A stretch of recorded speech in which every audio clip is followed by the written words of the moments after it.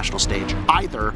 So we'll get started with map number 1, Clubhouse, the most played map for the Soniqs over the last 3 months. And for Empire, it's a pretty strong map too, but they haven't played it in quite a while. Of course, Clubhouse and the next map will be Oregon. Both are very familiar maps to both of these teams. We see the Hibana ban coming out straight out the gates from Soniqs. This is going to speak to the strength of the basement bomb site now. With Hibana being gone, basement will not be favored more. Whereas we'll see if Maverick or Thatcher gets banned next. That should be the expected outcome. It's the Thatcher. This means that Maverick will be left open. This, of course, makes CCTV and Gym defense a little bit more difficult, as Maverick will just blow through those walls, make them soft, and then they will be opened right up. So I wouldn't be very surprised to see a defensive side first round from both Soniqs and Empire. But we will see to that in just a second. Second defender ban coming out. It is the Valkyrie. That is the information game off the board. Very basic stuff so far. And then, of course, the last answer from Soniqs. We can talk about the Mirror. We can talk about the Maestro. Or perhaps they got something up their sleeve. It will be the Mirror. Unsurprising. Out of all the operators banned, Hibana, Thatcher, and Mira tend to be dominant bans on a map like Clubhouse, and the Soniqs in particular love their Hibana and Mira bans. These, if you go back and you look at the way that they play Clubhouse, these are their bread and butter. A lot of teams like to remove that Thatcher, and with Hibana being off the board, it means that teams are going to run a Maverick an awful lot. Unsurprisingly, Shepard locks in the Maverick right away, and you're going to see 2 hard breachers brought out. In talking to Empire, Ace is a very favorable operator for them. They believe that his gun is the strongest of all of the 4 hard breachers. I believe it or not, for Empire, that matters a great deal. Yeah, I mean, the analysts kind of spoke about it, where Empire, they have this sort of problem when they play in the EUL, where they play for relatively high ping being from Russia, and they really favor that low ping LAN environment, and that's where they are right now. So you get low ping, you get great connection, and then you get a great gun on top of that. It's going to be a lethal Team Empire that we're going to be seeing at this Invitationals. Very first defense of the very first map here on our very first day. Yes, is indeed the basement. Will be down in Church and in Arsenal, or Armory, depending on what teams want to call it. I always find it interesting the variations that people use to describe it, and all the different callouts that come about. Key things to watch for these 2 teams, Nick. For the Soniqs, it's going to be consistency among this team. Whether you believe in the man or not, Super is a formidable IGL, but his contributions almost never come on the scoreboard. Whereas Empire tends to be a team that is far more evenly spread. Every single player this year has been phenomenal, at least trading even every single round.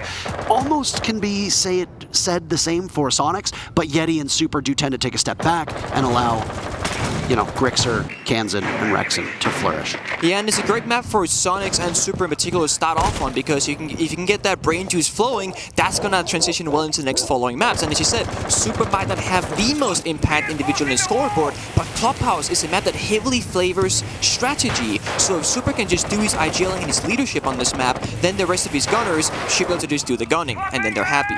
Now, it is a basement defense. They are roaming quite heavily up on the top floor. I like this from Soniqs. They don't want to make Team Empire's job too easy, and they start at basement, which makes perfect sense given the Hibana ban that Soniqs themselves brought out, so they clearly have a strong game plan going into this map.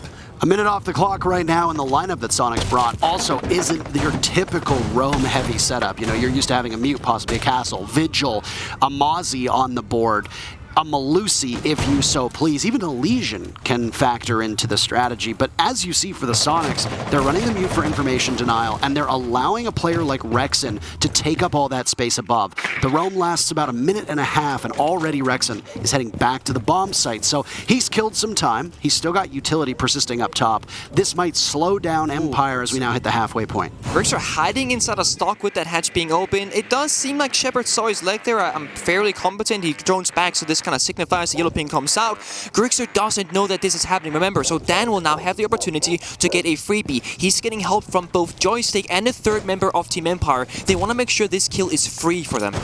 A nade primed and ready. They don't want to take anything at all, but it's Scyther. It's a triple player execute. And then a C4 tossed up from Kansan will take out Joystick. So Joystick was trying his best with that nade primed and ready. No Yana for the final minute means a lack of information. The 2 drones from Joystick are gone, but also you're not going to see those Geminis be able to scout out the bottom of this map.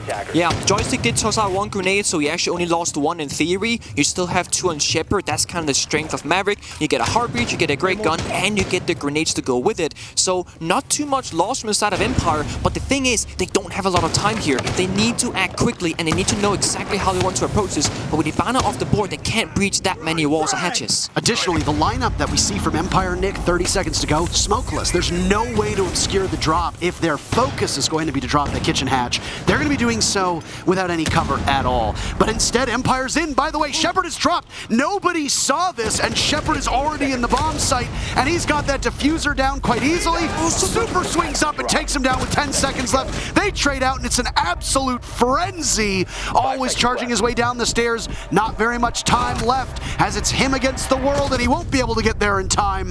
The Soniqs hold steady and take the very first round. Super with a statement. We said, you know what, Super might not have the most impact as an individual, but as a leader he does. Very first round, denies the plant at the very last few seconds that was gonna come down from Team Empire, and if that plant had gotten down, they would just sit up above and it would almost be a guaranteed round for them. So Super shutting it down, making sure that they will be in a great position going forward, and of course, the players from Soniqs, they found basically a kill each.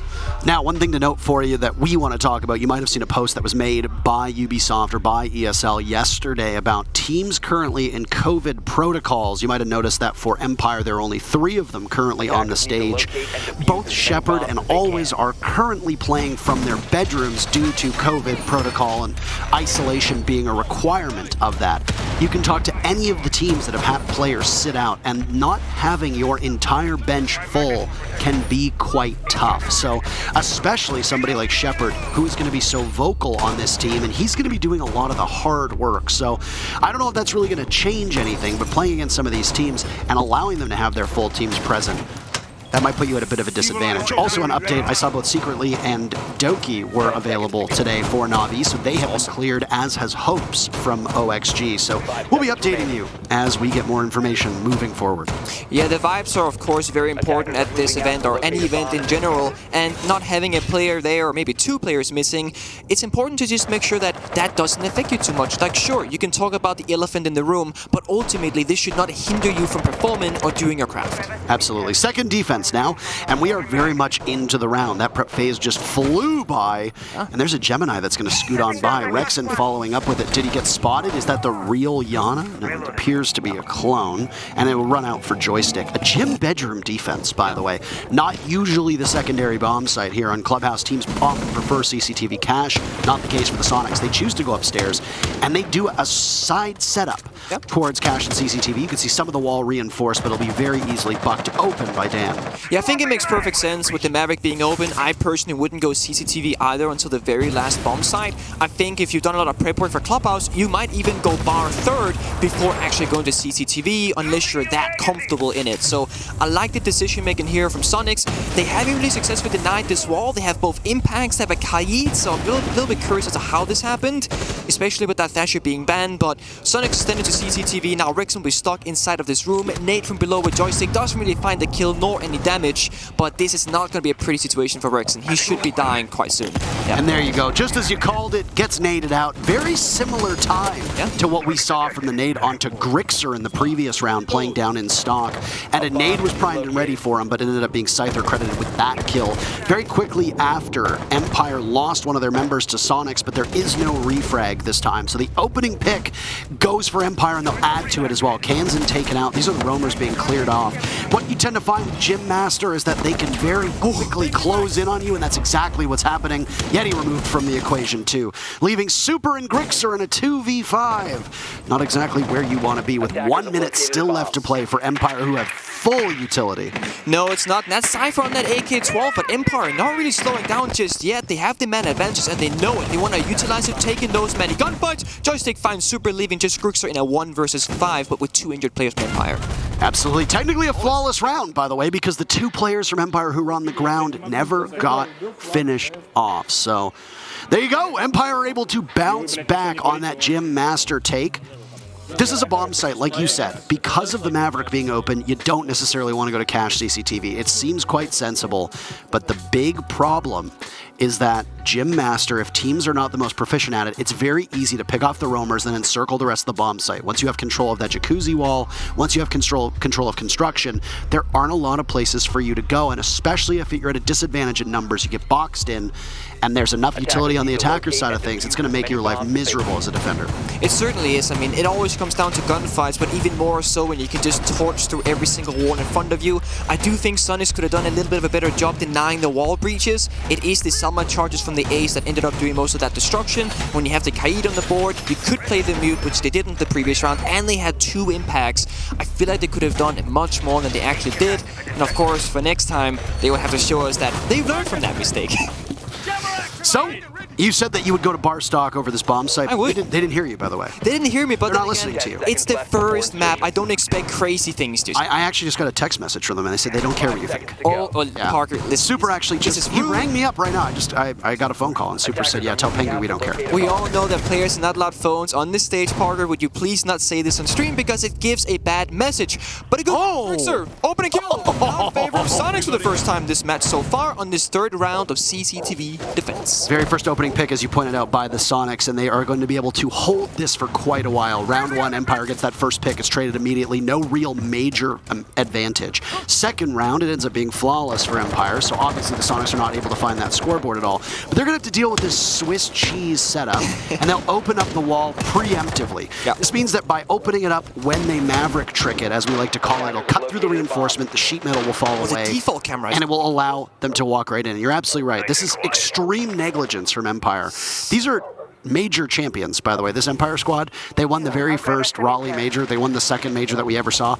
And they have left a default cam up that is currently being played off. And if you look in the top left of your screen, it's still up right now. So it's just a matter of time now, cat and mouse. The second he looks away, then the run-out should be coming from Rex, and he gets the kill, does fall back, doesn't greet for the second. Now that's both Harpies off the board, Parker. It's the Maverick down, the Ace died first, and now you're in shambles if you're Team Empire. I'm wondering, did they shoot the cameras? It's still up. That's the question I mean, let's see here if Dan... I don't know if it's still up or not. Oh, it's still up. Oh my God. It is game jitters. Half of the round. What are you doing right now? Shoot out the damn cam, please. You'd almost... Oh, does he see it?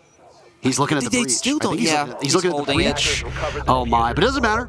That early pick from the Soniqs was so strong. Rex able to get another. Yeti's the first one to die for his team. Still an advantage for the Soniqs and about half the round to go. Yeah, I mean, Soniqs looking solid here. They got 3 toxic babes left. Sure, Rexon's a little bit low on health, but you can now effectively just bunker up on the bomb side, perhaps try and leverage some more help into the garage side of things, because with the garage wall not being open just yet, you should be very, very comfy and cozy on that catwalk rafters, and that's where Cancel's playing. It's the next step for Empire right now. You go master bedroom side. You have to. You can't really take catwalk. You can't really go server breach. Like, I would say 2 guys construction, one guy on that server breach. Try and do a bit of a pincer. You need to find an opening kill to tie it up 3-3. And that's exactly what they're trying to do. Always now repositioning himself over towards logistics. He's in. He's got the Gemini and joystick there to help, but a swing and a miss onto the soft wall, leaving 40 seconds left for this execute to come out from Empire. They're going to expend some utility in the process, try to flash out, find the magnets. They get swung on, and Grixer picks up kill number 2. A nade with the name of the smoke on it, but Super manages to evade it. 4 now, firing blindly into the wall. Grixer dusted by Always, and the charge is coming in. Empire are managing to pull this one together, but they've got precious little time, leaving just Kansan, and Empire somehow pull this off. Good Lord, what was that round? They were at such a deficit until they weren't, and they pick up their second in a row. So, opening kill goes on to Cypher on the hotspot of Ace. That's great. Default cam stays up, I believe, the entire round. It probably was never killed because Grixer swung there towards the end. It's a 2 versus 3, essentially. 2 guys from Empire on construction, 1 guy went to the main breach. Then, when they started executing with the flashbangs and the grenades, Grixer made a great play, swung the guy on the breach, leaving just 2 guys from the same door on construction, and somehow they get 3 kills on the entry. Always with the first 2, joystick with the latter 2, and somehow Team Empire picks up a round that should have never been theirs. Incredible stuff. Soniqs didn't really do anything wrong that round in theory. They played it quite smart, they utilized the default camera, they did a run out, they got the man advantage, and then sure, it became a 4 versus 3 instead of a 5 versus 3. It wasn't perfect, but it was still great for them. But somehow, 2 players from Empire can just walk through the same door and win every single gunfight against the smoke, against the toxic babes, against the player cat or holding the walk-in, and you have to question, how do they get away with that? First game jitters. That's it, right? It's gotta be. That's it. Soniqs talked about in the interview that I did with them. I interviewed every single team, by the way, before this event. Every team. I talked and I sat down with them. I didn't talk down to them. They're the experts, not me. I sat down and I talked with them. Maybe we have some of the first game jitters here with the words that I'm using. But I sat down and I talked to the Soniqs, and the one thing that they said was they are very happy to not be playing BDS, and they are excited to go up against Empire to see how their styles clash. Empire equally are excited to take on a top NA team and frankly want to humble them, and I'm not too surprised by that. I mean, Empire have a habit of humbling some of the best teams and have done so many times over. Empire has always been a very stable team from Europe, representing a region with great efforts, I would say. You know, they both played in the grand finals of Invitationals before. They've won a major of Raleigh, so they have trophies and they have a commendation to show for themselves, or accolades rather. Yeti now doing the same thing Grixis did the first round, kind of hiding in the corner, really testing Empire's droning capabilities. And honestly, if you ask me what one of the strengths of Empire is, it's droning. It's making sure that these things do not go missed. But I think this time around, I think they've played them. I think Yeti has gone unseen so far, and seeing as always is slapping the floor right now with his hammer right next to him.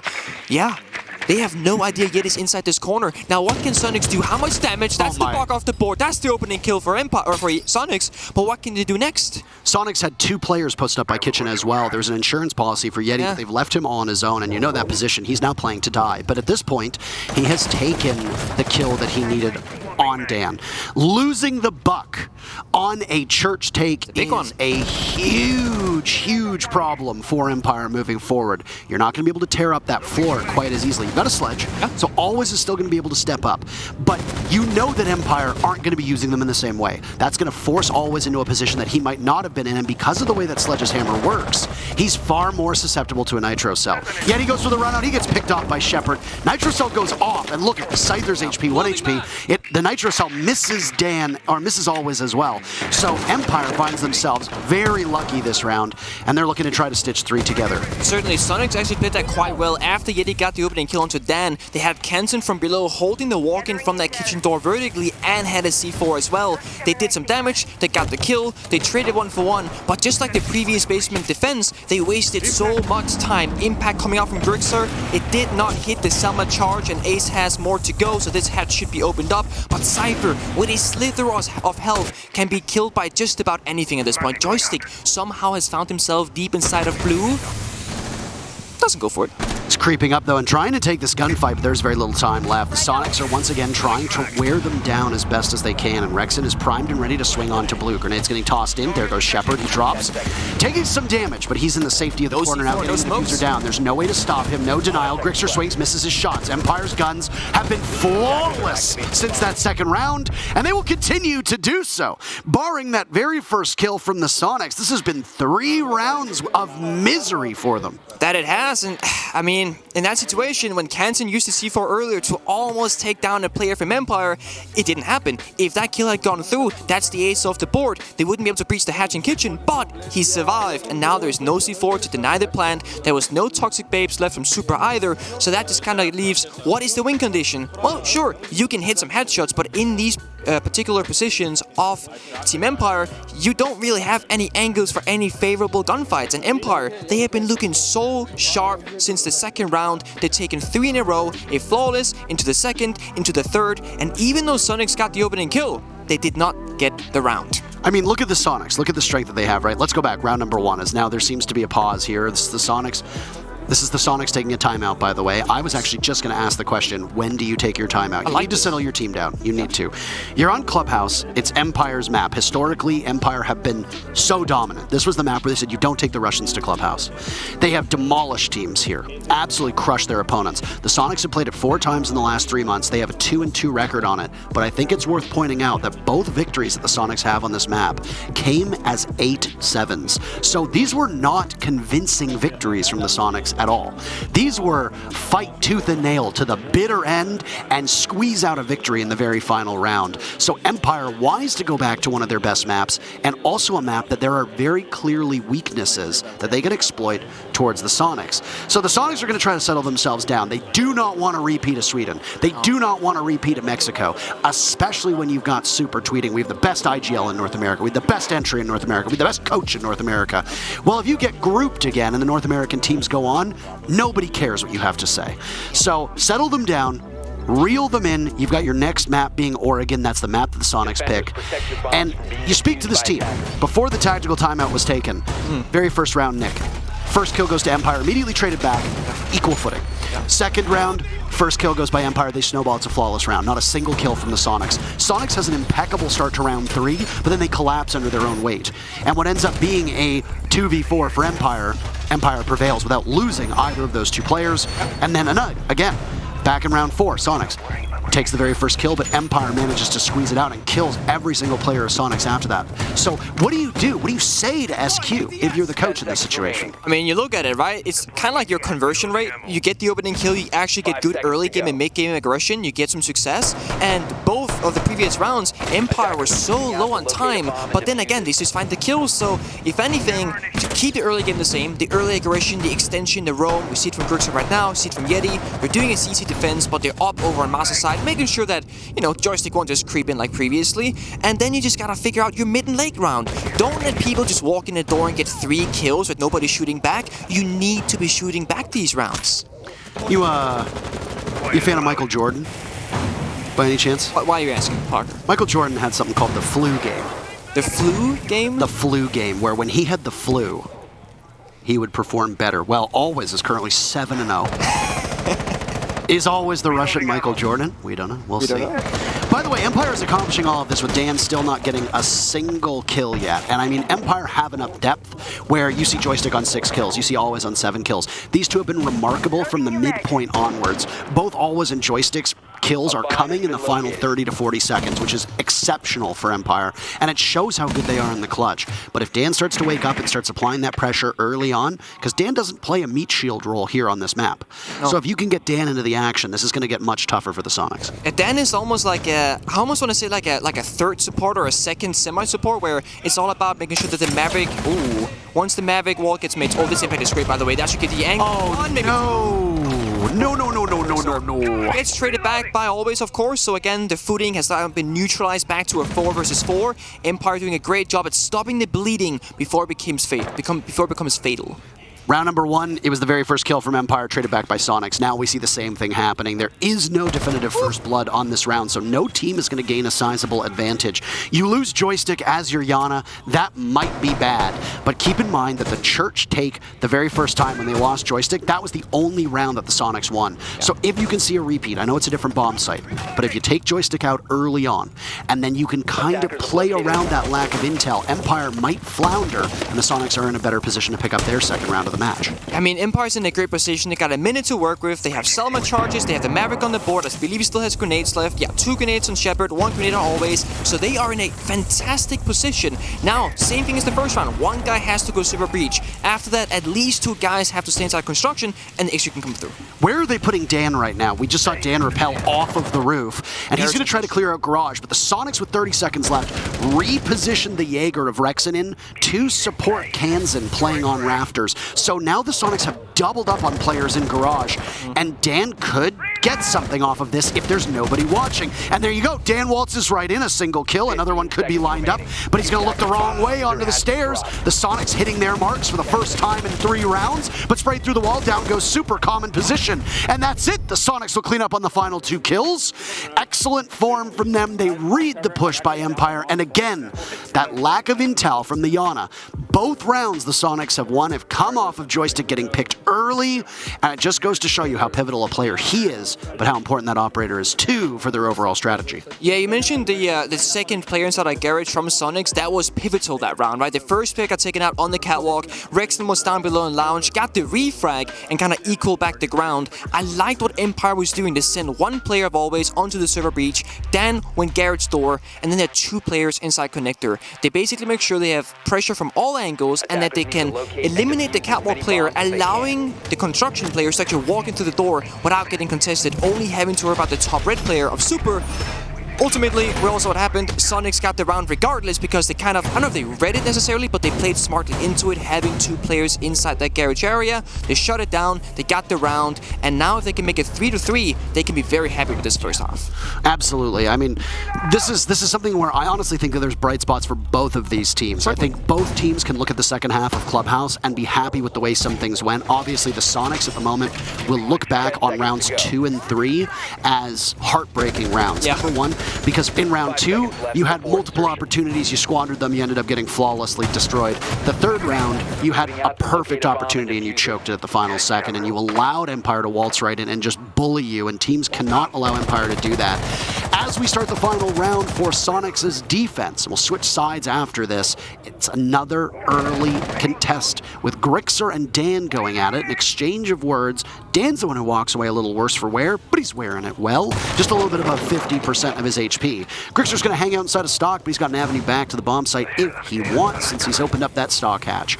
Again, on this bottom floor defense for the Soniqs, they're going to invest quite heavily in the offsite presence. I really do love this from the Soniqs. The constant early aggression, making sure that Empire has to stay on their toes. And you almost see it like multiple rounds in a row where Empire, they kind of let it go a few times. Dan didn't die this time around, but he took some unnecessary damage, and that could have been a kill on his end if that was a worst case for him. Soniqs standing up above. Again, their goal is just to waste time. I don't think they're expecting anything crazy. I don't expect them to stick around either. Once the walls gets breached and once this entry gets taken, you know, Empire barely joining this. Joystick is just checking corners himself. They are well aware that Soniqs are just messing with them and trying to burn time, and that's exactly what they're doing. Yeti, though, doing some snaking, some ratting, waiting around, seeing if anybody will join him out. If they don't, that could be huge. Well, they didn't on the previous church defense in round number 4. They left Yeti unseen inside a kitchen. He picked off Dan on the buck. Yeah, recall. Rexon as well denies the drone as well. It's beautiful. This is exactly what happened last time. Rexon was there to support Yeti, but Yeti was not spotted. Now, Joystick is going to take matters into his own hands. They know he's inside a bar. Is Yeti going to strike? Because Yeti is still there. He takes down Always. That's one of the best players on Empire. Yep, that's a nade off the board and the hammer. So now again, they continue to see if that is there, but Yeti finds a second onto Joystick. Cypher with the refag eventually, but that is such big damage from Yeti.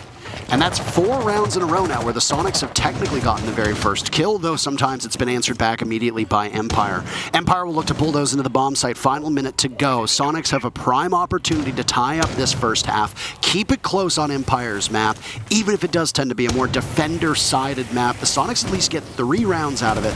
All they have to do is hold tight for the final 45 seconds. This is kind of like the redemption, right? Soniqs, they had this very similar situation previously. Now they have to show that they can actually win it out. What do they have for the plan tonight right now? 1 C4 from Kansen and 3 toxic base from Super. Statistically, Soniqs are in the driver's seat this round. They should have it in the bag, but it's easier said than done.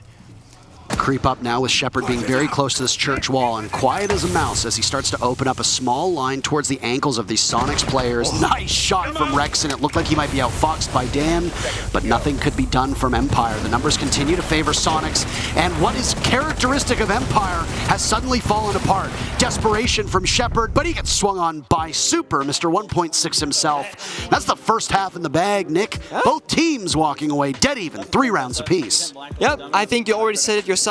Both teams can be kind of happy with it and sad. There was moments of victory and there were moments of defeat from both teams, but ultimately a 3-3 tie is a great way to change the roles around, and now we're seeing Soniqs on the attacking side. And remember, they're the ones that banned out the Hibana, so you are safe to assume that they've been practicing with this in mind.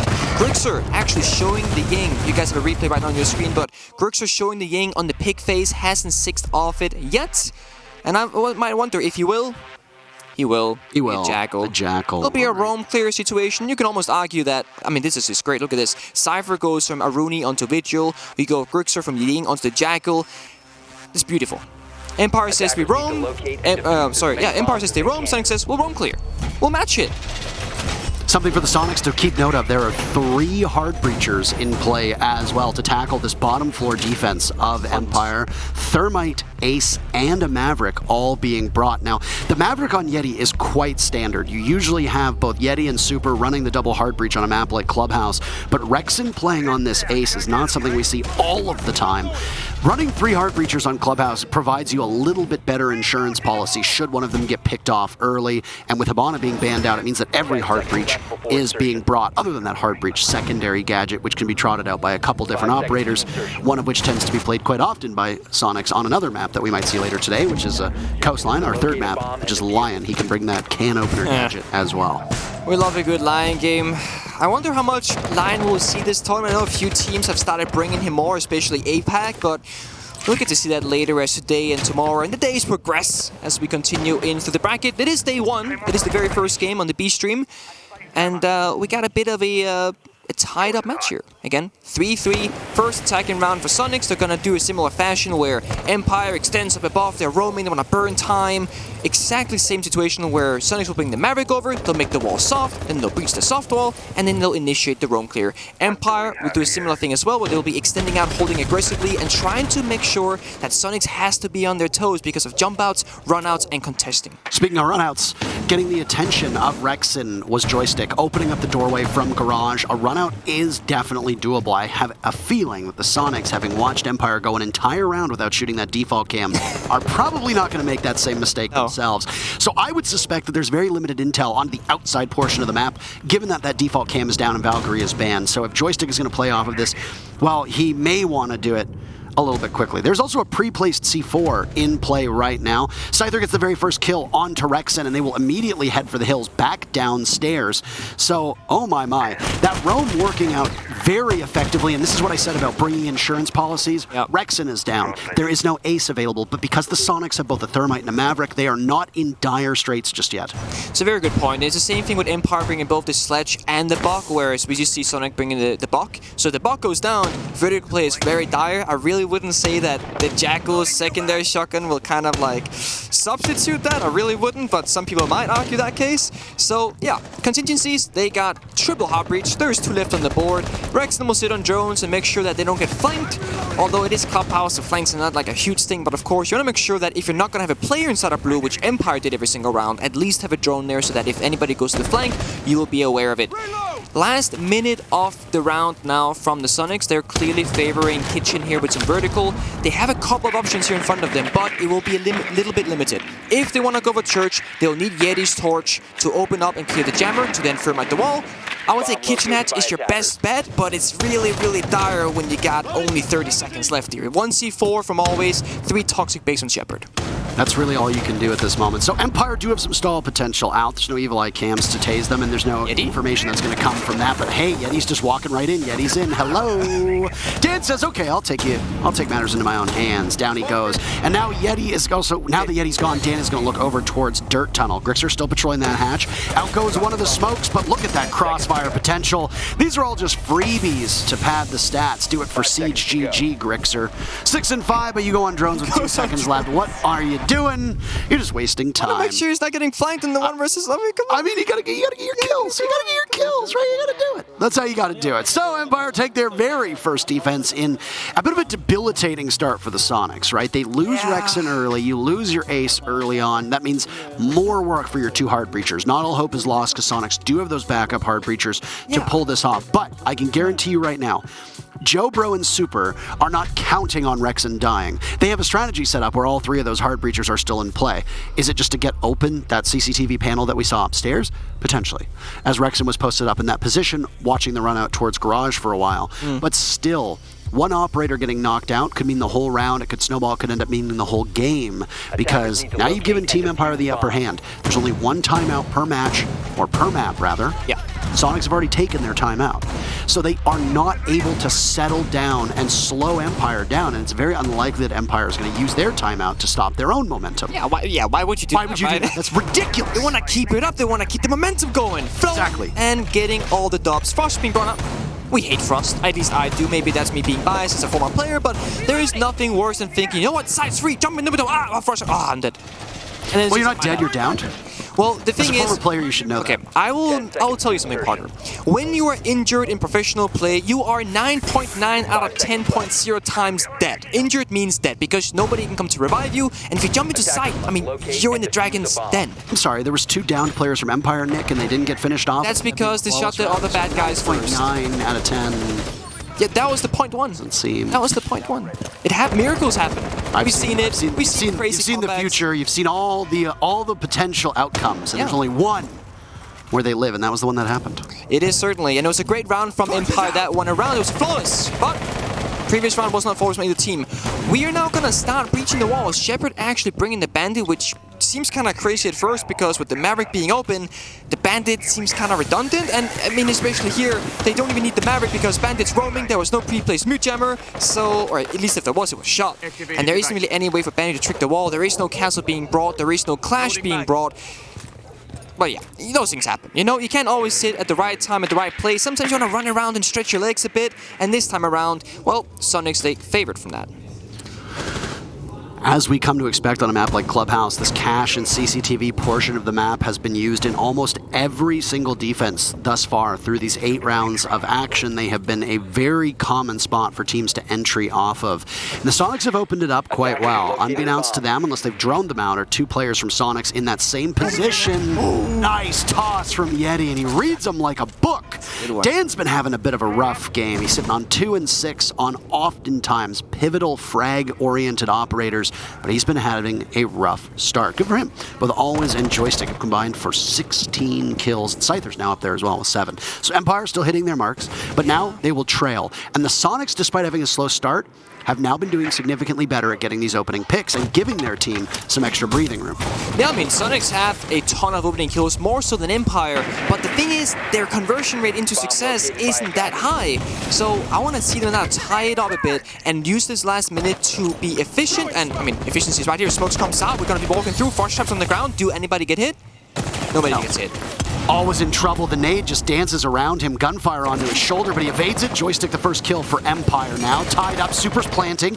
He gets the plant off quite successfully. Chaos ensues inside of the bomb site. Nobody seems to know that Super's been able to get that diffuser down. Rexon doing his best on Overwatch. Down goes Shepard, and the diffuser still in his sight over by the weight room. It's Scyther on the window taking down one player from Soniqs, and Rexon not really looking where he needs to be. And next up is Grixer, who fires away. Scyther somehow nades himself. I don't know what he was intending there. A swing onto the breach from Joystick does not work out. Super gets the diffuser down and the kill to boot. Always his next one up. He wanders over to CCTV, but Grixer is ready for it.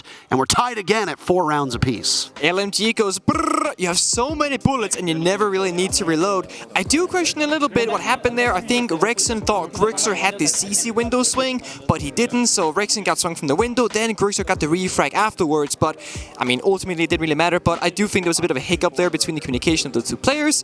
Soniqs got the opening kill, and then out of nowhere, kind of said, you know what, the pace right now isn't really for us to plant, but if we're going to be doing something crazy that's not really predictable, maybe Empire won't realize, and honestly, it didn't seem like Empire had any idea that Soniqs was just planting in the middle of the round.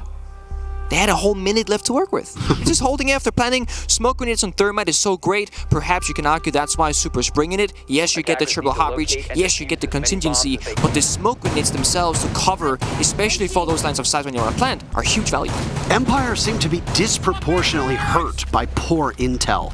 I don't know if you've been noticing that as well, but every single round that Empire has really floundered, and I would consider that last round floundering, it has been because Empire either have chaotic comms, or they lose a very crucial part of their strategy, which is reliant on them having information that they no longer have access to. On attack, it was losing Joystick twice as Yana. On defense, it was being bamboozled and having a multi-step process unfold in front of their eyes. The Soniqs pushing from logistics, pushing from construction, pushing from weight room window, and then Super coming into weight room and getting the plant down. It was a nice play by the Soniqs and read very well. Empire did not have any information. They're going to go towards a more commonly played bomb site, as we saw with the rotation from the Soniqs. When they played on different bomb sites, it went church, gym, and cache. Empire are rolling out that same process. Church, gym, and cache. And you said that's because of the Maverick in play, means that they can't readily defend that CCTV wall the way that they want to. Well, already there's going to be a focus from Soniqs to take logistics and to take construction. Yeah, it's likely going to be a split take where you take the server breach, which they've gotten so quickly once again, and then now there's a choice. Do you go master bedroom construction, or do you work the catwalk rafters by taking first floor garage? Information! You spoke about it, Parker. This time around, both Joystick and Dan has brought a bulletproof camera each. So I do agree with you, and I think so does Team Empire. They want more information. They want to have an idea of what's happening so they can make decisions around it. Grixer almost gets taken down, but those adrenaline surges will bring him a little bit up as this round progresses. It's not all bad. They've opened up the wall already. As we said, their focus was split over on both sides of this bomb site. Again, that triple hard breach coming in as an adrenal surge goes off. That's a Garrett's take right there. They change it. Garrett's fast. Boom. Takes always, and you see it. You see it yourself. Rexon immediately opens up that door, and there is an opening down below in Lounge, watching the Moto wall where Joystick is playing off of by the bikes, but he's going to be looking, and he's really the last line of defense for the Soniqs. If they want to just bulldoze in, it's Joystick, and that's it. If you can pick off Joystick, the Soniqs have that full garage control and continue to pivot up top towards CCTV. Yeah, this is like a three-step process. Server Breach is number 1, Garage is number 2, so if they get a hold of Garrett's here, which again, Joystick is the only defender of it, that is a great thing for Team Soniqs and a terrible thing for Team Empire. And I do believe that Grixer is going to go down below in stock and make sure they can try and pincer or make a pincer movement on Joystick and ensure that Garage will be cleanly taken from them. And Joystick goes up above, they surrender with a minute left, and now Soniqs are in the driver's seat. They can breach the walls and they can set up the execute. Rexon's up top, but he's continuing his march down on Catwalk towards that small opening that we see next to the reinforcement. He'll open up a greater vantage point into the panel and now drone himself in. Super again with the diffuser in hand, looking to convert. He was good on the previous round. Coverage from Sonic so far is mighty fine. Dan drops down as Joystick is removed from the equation and the timer will start to go. A flawless round for the Soniqs is within their grasps. They only got to find Scyther, who's going to run head-to-head against Grixer, but somehow walks away with the fight. Well done with that SMG-11 in hand. Marching back up the stairs on red. 4 more bodies from the Soniqs to find in the diffuser. 25 seconds. Doesn't matter what amount of time is left because there's way too many people from the Soniqs. The Soniqs regain their first lead since round 1, and they are now 2 rounds away from taking Empire's map. That they are, and I will say now, 2 rounds in a row, previously on Germ and now on Cash. It's that off-pace planned execute from Super where they were just got into Garage, they have just breached the wall, and while that's happening, Super just walks in, again, with the smoke grenade inside of Red from that drone hole, and just starts planting. And before that, they had cleared out the bulletproof cameras from Team Empire, which meant there was no information to them. They didn't hear the plan, there's a lot going on, they're breaching the wall. So, again, it didn't really make sense to be planting in that given moment. It would make more sense if they had waited 10, 20, 30 seconds. So doing things off pace when you're not supposed to be doing them arguably really is a vantage point because it makes less sense. And in this case, it's working wonders. I believe we have a tactical timeout now from Team Empire, which would make sense given that they've lost momentum now. Soniqs in the lead since the first round, and Empire now wants to regain it. Similar fashion where when Soniqs took the timeout, they won the previous 2 rounds. I feel like I cursed them at this point, right? Because back in round number 7, I said, well, there's only been 1 timeout taken from the Soniqs. They can't take another one. Why on earth would Empire take a timeout when they're winning? And then they lose the next 2 rounds and they take the timeout. And I stand here saying, my bad, boys. So, do you want to take a guess at what happens next? You just want to see it unfold in front of you? I feel like I don't want to curse the match any more than I already have. That's fair. What do you think? Should I do it? I mean, it's kind of rude because it's also favoritism because you're going to be favoring one team over the other. So either I don't care who wins. I never care who wins. You never care? Very commonly asked question, I think, of every single caster is, who's your favorite team? Who are you rooting for? I couldn't give a damn. I'm going to say right now, there are storylines that I root for. If I think that the storyline is particularly compelling, sometimes it's about dominance. There were occasions where I cheered for your team because you were so dominant. Honored. I cheered against you more often than not because I thought that the better storyline was seeing your team lose its crown and get humbled. But there were times where watching your team succeed and destroy everybody was, I think, the better storyline for the future. In this particular instance, I don't care who wins. There's no real better storyline here. Empire are looking to avenge a very disappointing result in Sweden. They're looking to avenge a heartbreaking loss in Mexico where they lost in the finals to Team 1, whereas the Soniqs are now trying to prove to everybody that making Mexico, making Sweden, and getting grouped wasn't a fluke. They deserve to be there. They deserve to be the NA League champs. And right now, Soniqs are actually beating my expectations here on Clubhouse. But I want to once again bring up that stat. This is the most played map by the Soniqs in the last 3 months. And even though they don't have the best results on it, it's an 8-7 victory, an 8-7 victory. It was a 7-5 loss and a 7-2 loss. That this is still a comfortable map for the Soniqs, and they are playing very well today. I like the captain from Dan. It's one of those situations where you know, he hasn't had the most success with gun skill or gunplay this round. He's been taken out very unfortunately. And now he's gadgeting out to bring that. Oh, but the injury from Grixer sneaks in stock door, takes out Joystick, who loves playing on those blue stairs. And this is a great opening for Team Soniqs. Joystick is one of the most proficient roamers who actually moves a ton around the map with confidence. And now that he's off the board, it just leaves Dan inside a bar. And with Dan being a 2-7 scoreline with the Capcan traps now taken on because the gunfight isn't happening, yeah, he's back on side now a little bit scared. Just in case anybody's curious, as we are now in round number 10, things have officially begun because somebody is dead, and I think that's how it works. A round doesn't actually begin until somebody dies. Am I correct? Yes, sure. Thank you very much. I'm pretty sure that's just science. Fact. Empire have 3 first picks of the 10 rounds, 7 in favor of the Soniqs. And, well, the Soniqs are in prime position to take this first pick here in round number 10 and continue to push forward. That was a bit of desperation from Empire. They knew they were down a body. They needed to try to regain some map control. They swing through Garage. It does not work out for them. The only thing I'm wondering about is that the second Joystick got taken down, you see Dan run straight back to the bomb side, but then you see Cypher staying, you know, overly aggressively, with confidence even, until the very last moment where it's a bit of panic.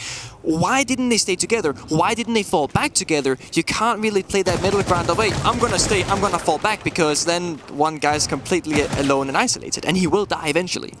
I like that Grixer's been playing their flex, by the way. They've been putting him on whatever role he wants to. This is statistically one of the best players in all of the world. Wow. He was in competition with Hot and Cold for MVP of this most previous year of the North American League, and for a number of stages, he was actually the best player in North America. An answer back comes a little bit belated with 50 seconds left to go on the clock. The very first kill from Empire comes out. It's on a direct engagement. It's a nitro cell that blows up at the feet of Kansan, so the buck is removed from action. Still 3 hard breachers available for the Soniqs. With the time remaining, it's 35 seconds. They're going to have some work to do to figure out where they want to go to try and get this diffuser planted. The Soniqs have been able to get the diffuser down twice in the most recent rounds, and, well, they're going to want to try for a 3rd time. Super taking about half of his HP away. Rexon also damaged. Does not bode well for this team with Capcan Trap still up, a Nitro Cell still up, and a Toxic Babe in the hands of Shepard. But Super walks in, he outguns Dan, looking the wrong way as Shepard, and the Soniqs sure seem like they have match point. 4 seconds remaining for Super to get that diffuser down, with both Yeti and Grixer to watch over top. Always tries to rotate through blue, but he gets shut down, and it's indeed match point for the Soniqs. Wow. Conversion rate. They're now getting opening kills, and not just that, they're turning those opening kills into round victories as well. I was a big concern for Soniqs. The time was really slipping away. 14 seconds, Toxic Bake came out. They didn't really have any openings. It got into an entry point position for them. They found 2 of the 3 kills that they needed, and then again, Super doing super things, planting the diffuser, and then the cover's there. The last kill gets found, round goes in their favor, and yeah, Grixer on 12 kills, matching Always on the 12 kills as well.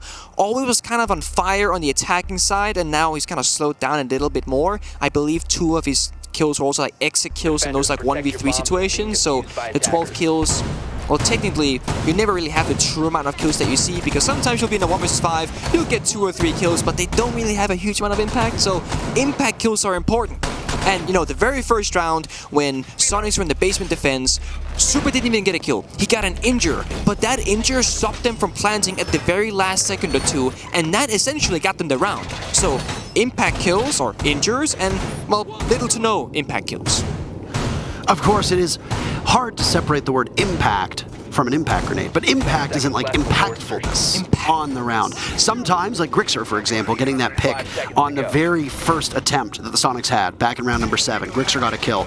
It's 1 of his 12 kills, but it was totally impactless. You can have 3 rounds in a row where you are in a 1v5 and you kill 4 people. 12 kills total, and they can be completely impactless. Yeah. So yeah, you can pad your stats. You could be 12-3. But guess what?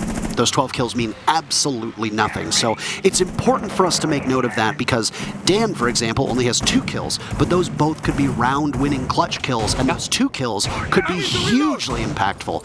Just something for the influx of new viewers that we tend to get during the Six Invitational to talk to you about how not all kills are equal. Yeah, numbers are important, they really are, but the context to support those numbers, I would say, are even more so important, because a lot of times you can just look and be like, oh, numbers are simple, well, that's a low number, that's bad. High number, good. But it's not just like that ever. So, especially when we speak about support players, I mean, Super right now is 4-6. He's planted multiple times. doing good drone work, doing IGLing and leadership. So while only, and I say only with my fingers crossed or doing the thing, the rabbit ears, he only has 4 kills, but his value is tremendous. So keep that in note, especially when it comes to support players. I will also say that Super being 4 and 6 is actually significantly better than he usually is. It is not uncommon, even if he has 3 plants down, it is not uncommon for the Soniqs to win a match with Super going 3 and 8 or 3 and 9 or 2 and 10. So the fact that he is keeping up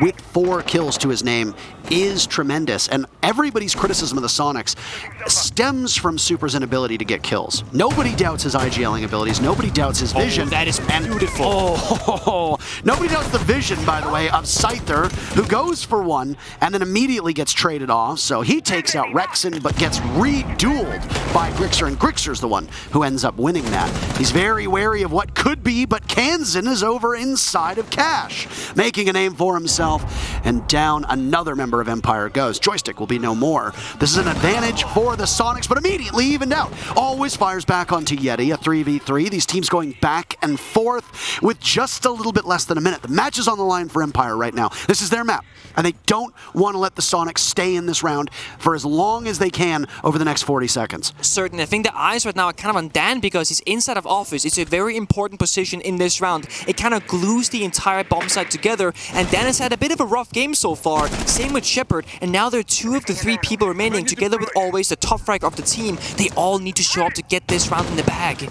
25 seconds left in a 3v3, a stalemate right now. The clock continues to tick away, but Dan presents himself and Kansan greets him with open arms. The C8 does what does best. Adrenal Surge is still going. Super will need to walk in. Does he have clearance? Shepard hiding inside of the bathroom. A Nitro Cell goes down, and there goes Super. Grixer follows. Kansan will need to take this engagement, but with 6 seconds left, he doesn't know where to go. Diffuser in, and always is down below. But does Empire have any information? 14 kills to his name. He will ascend up the stairs. It depends on who has the sharper set of ears right now, and they both know where they are. Kansan has the better shot and the better ears, and the Soniqs have the better map. They take Empire's Clubhouse 7-4. They steal it, Parker. It wasn't just taking it. They said, you know what, we were down bad. We took a timeout. We came back stronger, and they found so many opening picks, and they got such good conversion rate towards the end. I am happy and also a little bit proud, actually.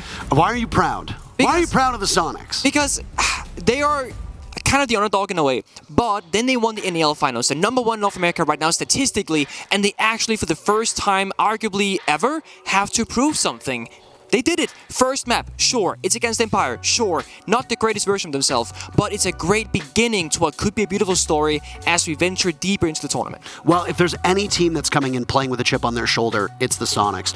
Everybody dunked on them for Mexico. Yeah. Everybody dunked on them for Sweden. And then they win the North American League. The sky is now the limit, but you have to back up that talk with results. Right now, with a Clubhouse victory, the Soniqs have backed up map #1. They're going to a much more comfortable battlefield. Their choice of Oregon up next. But before we get there, we have a short break for you. We'll come back in just a couple minutes and we'll keep going with Empire versus the Soniqs.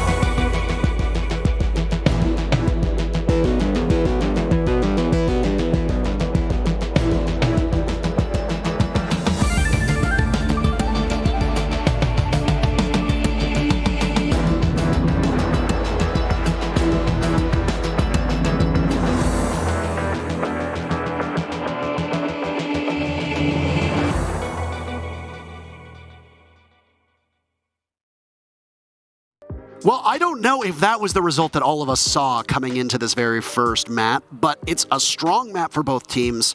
Ended up being stronger for the Soniqs. Empire starting off on some bad footing in this best of 3, losing their map of Clubhouse to SQ by a score of 7-4. What was your main takeaway from the matchup? Surprised. I think that's like the key word here. I will say the opening kill aggression from Soniqs is exactly what I noted down that I want to see.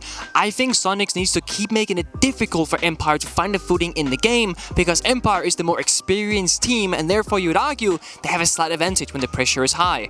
And they did a really good job at certain early game pressure. You really see the IGLing of Super combined with 4 very aggressive and precise gunners. Now you got the map summary for you on your screen in case you didn't actually tune into the entirety of the matchup and want to know what exactly happened. For me, the biggest surprise was how the Soniqs adjusted to attack. Now, the first half goes 3-3, a dead split between the teams, but the general wisdom of Clubhouse is that it's a defender-sided map. Almost every map right now has a defender skew. Yet the Soniqs said, yeah, we don't really care about that because they go into this first half, they win 3 rounds, Empire wins 3 rounds. Second half, Empire wins a single round. 4 go in favor of the Soniqs, a very definitive attacking round.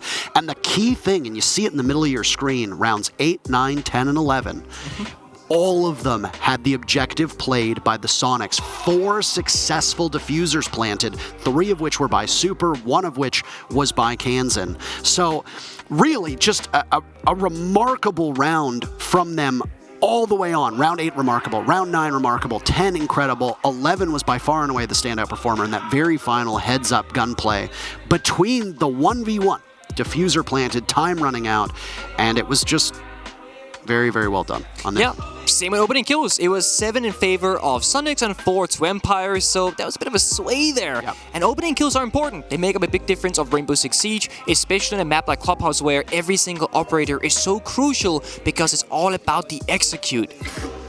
If you look at the opening kills too, they don't all tell the same story, right? That's true. The very first opening kill of the match went to Empire, but the Soniqs traded it back immediately. Yep. Same thing happened in the second half when an opening pick from the Soniqs was answered, or the opening pick from Empire was answered by the Soniqs right away, and round number 5, same thing happened with the Soniqs getting the first pick and Empire matching up. Having to play at a massive deficit is a huge problem, and we talk about opening picks, you have to account for a couple things. Number 1, your strategy is always going to involve having all 5 of your players involved in the action. On defense, it's about holding map control, stopping drones, using utility, especially for those few operators that don't have persistent utility. Think of a Smoke. Smoke dies, he loses his gadget. Jaeger dies, those ADSs are going to stay up. Those are persistent gadgets. So not only are you down an operator, but you might be down somebody whose gadget will not be used for the remainder of the round. But more importantly, when you lose somebody that early on, depending on who it is, that could be your whole strategy. Certainly. If you're playing on a map with a single hard breacher and your hard breacher gets picked off first, you're doomed most of the time. Unless your Soniqs bringing 3 of them. Well, in case you're fine, right? They were okay. Contingencies, right? And they got, and what was it? It was Rexon was playing, I believe. Rexon was playing on the Ace, and he got picked off at one point, and guess what? Yep. No problem, you still got a Maverick, you still got a Thermite. But that is Clubhouse. Oregon is up next. This is the Soniqs map pick, Nick. And for people that might not be the most familiarized with the maps, how different does Oregon play out than Clubhouse? So it's quite a different story in some areas, right? Oregon is much more about what I would say man advantage than executions. Clubhouse, about strategy, breaching the correct wall in the right way at the right time and then planting. Oregon, it's all about having man advantage because more guns equals better odds of winning. And I know that goes for every map and every bomb site, but Oregon is so focused on having 2 or 3 entry points for attackers. On basement, you got 3 staircases. On top floor, you got attic and master bedroom breach. So, more guns, more favor. Another historically good map from Empire, though they might not be as proficient on Oregon as they've changed up their map pool. If they're actually playing Villa now, by the way. If you come from back in 2019, if you just woke up one day, you're cryogenically frozen, and you get woken up, and you say, oh, Empire's playing, and you see them playing Villa, you would be very surprised. Empire have worked really hard to expand their map pool. If we go all the way back to Stage 1 of the NAL, the only 2 maps that the Soniqs played were Oregon and Clubhouse. That was it. And teams started banning those maps against them. Well, we see why with the victory on Clubhouse. Now it's time for the Soniqs to run it back again, if you're a fan of theirs, here on Oregon.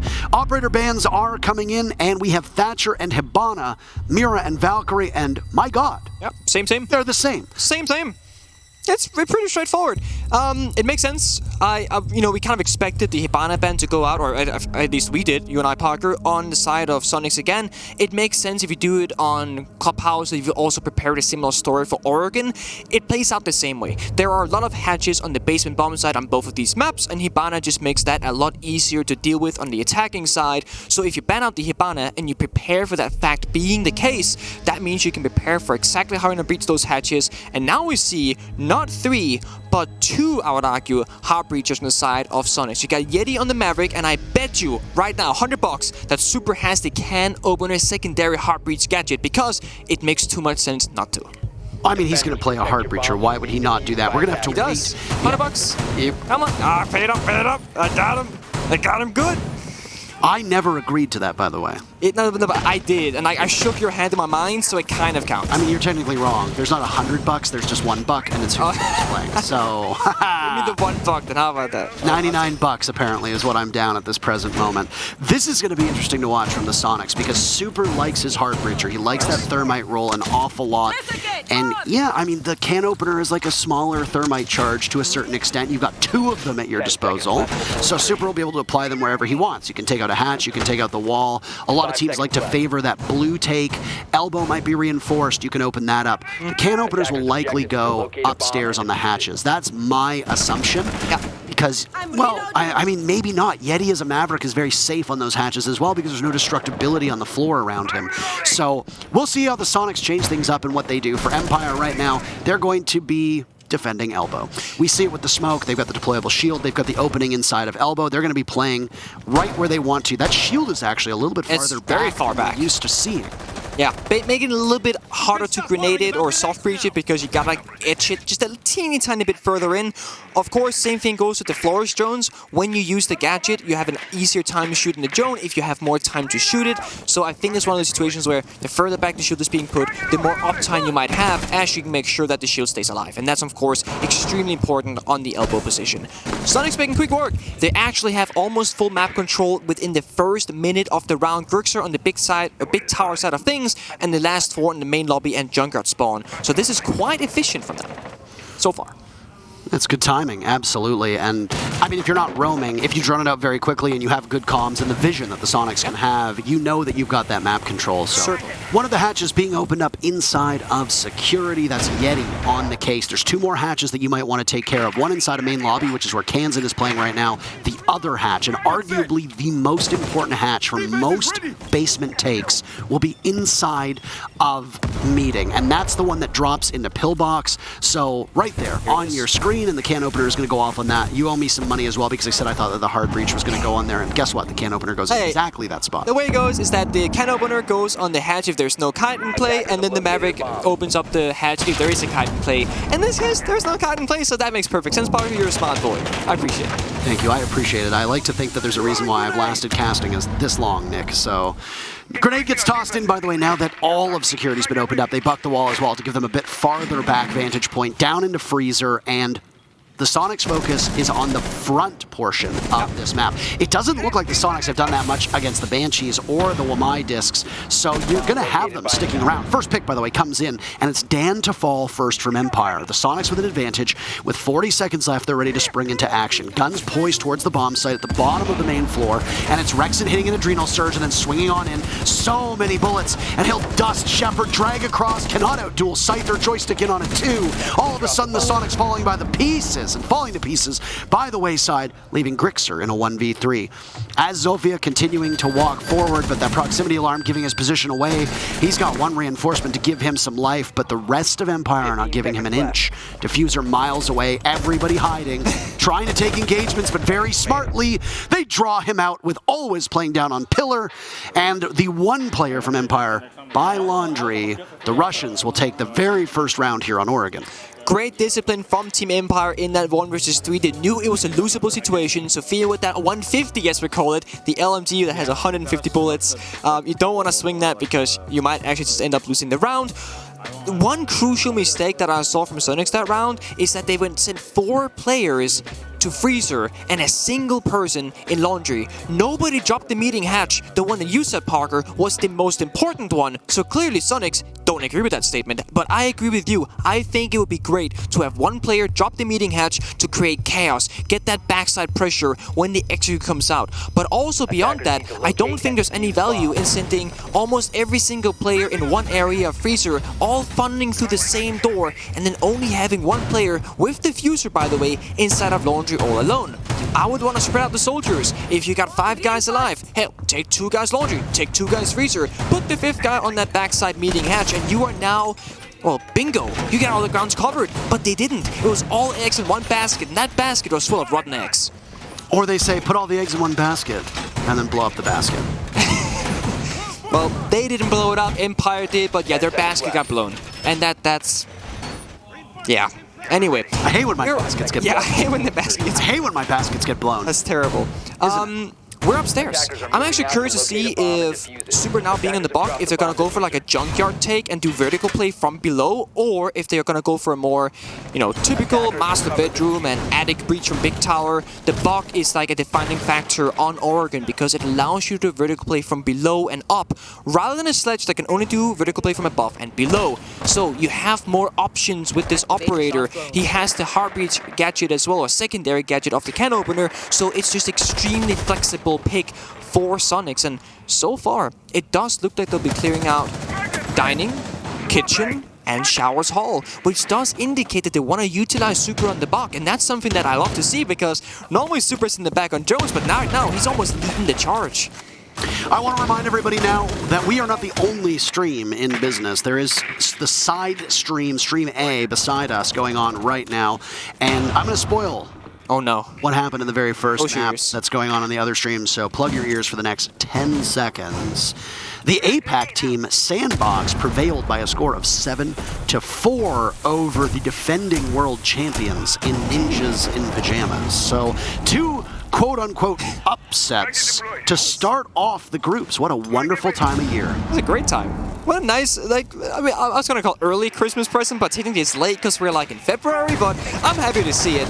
Always, I don't think he's too happy right now. He's extremely stuck inside of this server room. He does have the hatch and a shotgun primary weapon, so he can dip when he needs to. Joystick comes in for the help, but help will not be found. Rexon finds him, and Grixer got the opening kill onto Cypher as well. That is a situation that is quite dire for Empire, as we're now in a 5 versus 3, always still alive, kind of being left alone on this island. They don't seem to bother about him too much more, if anything, just holding him stuck from Super inside of dining. Even though the last round did not go in their favor, the Soniqs obviously showing their teeth and baring their teeth as attacking teams. They had such a successful run on that first map of Clubhouse, and now they're looking to replicate it. Struggled on the bottom floor of Oregon, but now in a much better position. Rexon had suffered some damage earlier on, nothing that an adrenal surge can't fix, and well, there's still 1 more to go, and there you go. Rexon almost back to full HP. Shepard still toiling over top of these openings, and the floor is always down below, engages Super and wins that fight. Rexon in the smoke, up on white stairs, and what a shot from always, but Yeti's just a little bit better. Dan now watching the window as he'll creep on up. He sees the Zofia down goes cans and a beautiful shot. Another one lined up as well. Yeti losing a ton of HP, as is Rexon. Grixer now, though, on the flank. He sees one, drags across, the other lined up. They know where he is. He's trapped inside of dorms, and Shepard will have 15 seconds to get his way out, with Yeti getting the diffuser down. That's that secondary support, but he dies to the smoke. Where are you, Rexon? You need to get in there. Diffuser, 5 seconds. You have to take the engagement, but he's on the right. Oh my God, Shepard! He clutches it, and mass confusion costs Soniqs the round. This is almost what we saw previously in Clubhouse, where it looks like they're doing so good from the side of Soniqs. They have the tools available, they have the man advantage, but then at the very last few seconds, they fall short. I question the plant in the 1 versus 2. I question the positioning of Rexon. He was so far away, couldn't even have covered his teammate if he got swung on, and ultimately, the Toxic Babe really found the booty of Yeti and stopped the plant from going down. Super as well getting picked off down below on that replay from always hiding inside of server, where they droned him out previously. He had been in the entire round, and then all of a sudden, well, Soniqs just kind of walk into him. Yes, it was only 1 casualty, but if Super had been alive, or if that player had been dealt with, you could argue that a lot of things would have been different. Remember, it was always from down below that shot Yeti on the jump in, which meant he wouldn't have died to the Toxic Babe later in the round had he not taken damage from that specific player. So these things really tend to snowball, and the bigger picture is grim for Soniqs that round. I don't know exactly why there's only 9 people in the lobby. He gave up. Now, but he gave up. He gave up. You know, All that right, round, well, he gave up. I don't want this anymore. He gave up. He said, you know what? After those 2 rounds were done, Yep. We can do better. We can do better, exactly. So there's going to be a very brief rehost here and get them all back into the lobby before we continue onwards with this match. So bear with us for just a second. This will prove to be a little bit advantageous for the Soniqs. They have time to sit down and discuss amongst themselves. No, they won't be able to talk to Joe Bro, but they can still talk amongst themselves. And in many ways, they want to clarify that Joe Bro, as much as he's a coach, is more of an analyst-style coach.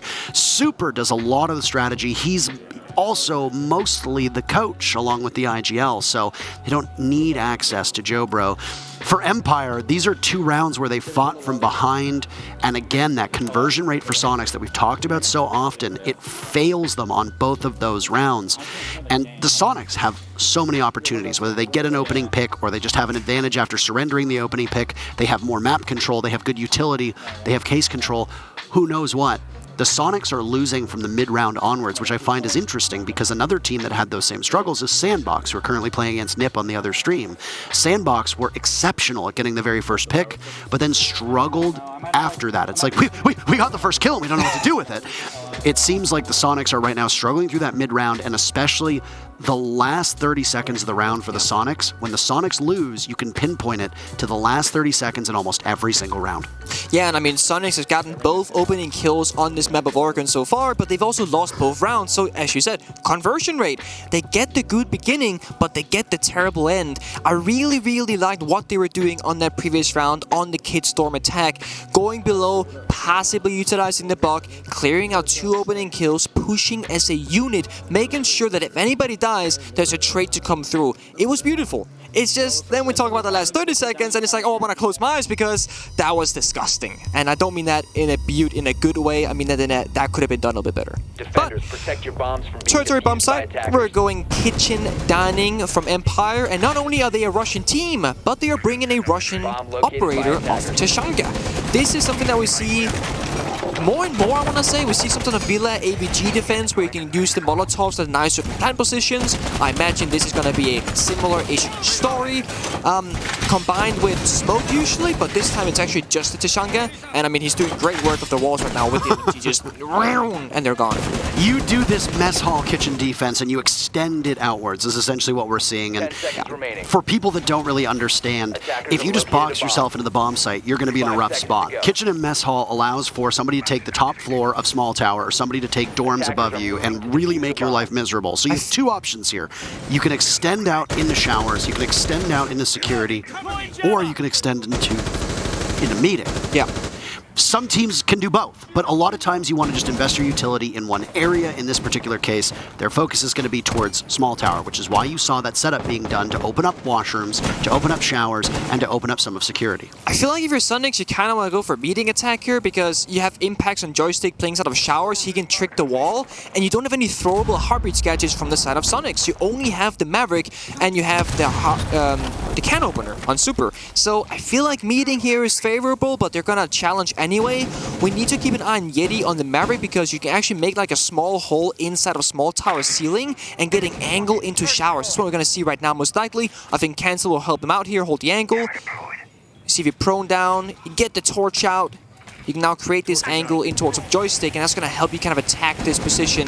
It's a very, very known thing to do, so I think joysticks should be very much aware of it. But now the question comes, they cannot really reach this wall. And even if they could, it's just a can opener. It doesn't create a gigantic hole to really utilize. So if anything, Soniqs have to just aggress and play that trade game of just taking out players one by one by one.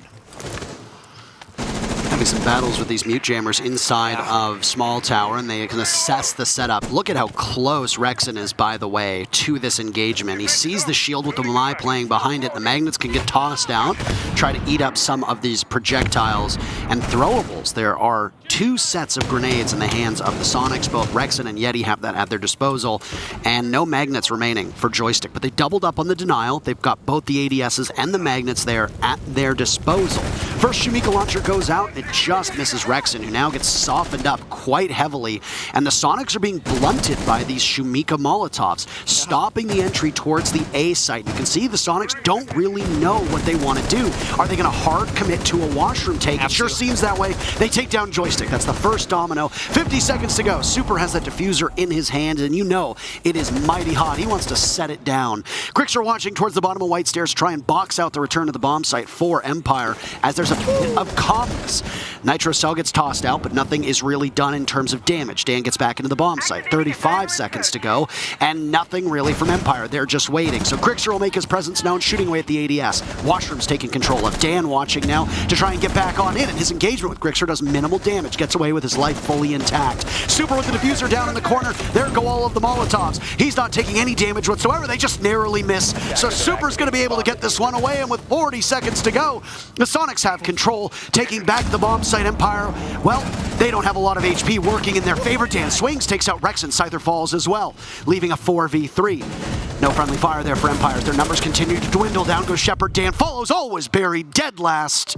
And the Soniqs find themselves their first round. That was quite nice. I mean, that is essentially what you can do when you have 4 young gunners on the side of Soniqs. You say, you know guys, just walk into this bathroom area, just like shoot Joystick, take him out, take the ground, and then the Tashanga, he missed the Molotovs, and this is where the operator gets tricky. It's a lot more punishing than a C4 Nitro Cell or a Toxic Babe smoke canister from Smoke, because the radius is so much smaller, and how the trajectory kind of peels off the walls and bounces is extremely hard to play with, and essentially that's kind of where Empire fell flat. Super got the plant down for free. Remember, they did not have any smoke grenades this time around. Grixer on the Twitch was playing a Claymore, Super wasn't on the Thermite, so there was no smokes or any real ways to deny the long areas from Empire, so they just walk in, they figure it out, and now we see a 6-pick from Super, from the Bok onto the Ying. Now you get both the smoke grenades and you get crazy flashbangs in that Candela gadget. I love this operator pick for Oregon. It's what I call an execution enabler, if you will, or like a setup breaker, if anything. Essentially, it allows you to just kind of pedal to the metal. You can get through any area, blind your opponents, smoke off lines of sight, and just take control. And that's something that's extremely favorable in Oregon, as you spoke about. It's all about having the most guns available, but when you play a Ying, it doesn't matter how many guns the enemies have, because no one can really see a damn thing. 5 seconds left. Something that SSG is actually quite known for as well is that hot and cold, they do the similar thing. They play the Bok, they play the Ying, and it's always like kind of like their spearhead, if you will, into the bomb site. But Super, actually Super playing the Heart Breach gadget again. He just says, I do not want to get off the Heart Breach. I want to stick it, even if I have smokes as an option. He's just a real support player, like the support player. On Ying. I will say I do like SSG's Ying takes on Oregon, but they usually happen on the upstairs bomb site. Bosco will run the Ying on that top dorm's floor. I mean, we've seen it down below as well, don't get me wrong, but it tends to have a lot of strength on that top floor. Playing off of this operator, though, and the single hard breacher being Yeti and Maverick, there's no real hard breach to be had here. No dedicated hard breacher. You don't have an ace, you don't have a Thermite, and Hibana is banned. So, back downstairs, Empire will go, and we'll see exactly how the Soniqs can do that. But again, you talked about it at the onset. You bring the can openers. As he did on the Buck, as he does on Ying, that's going to be your dedicated hard breach to a certain extent, even if it's not in the hands of an operator who is designed to do hard breach work. I mean, it makes sense. You're flexible, and if you want to play this flexible strategy, well, the one thing you need to bring is that hard breach gadget.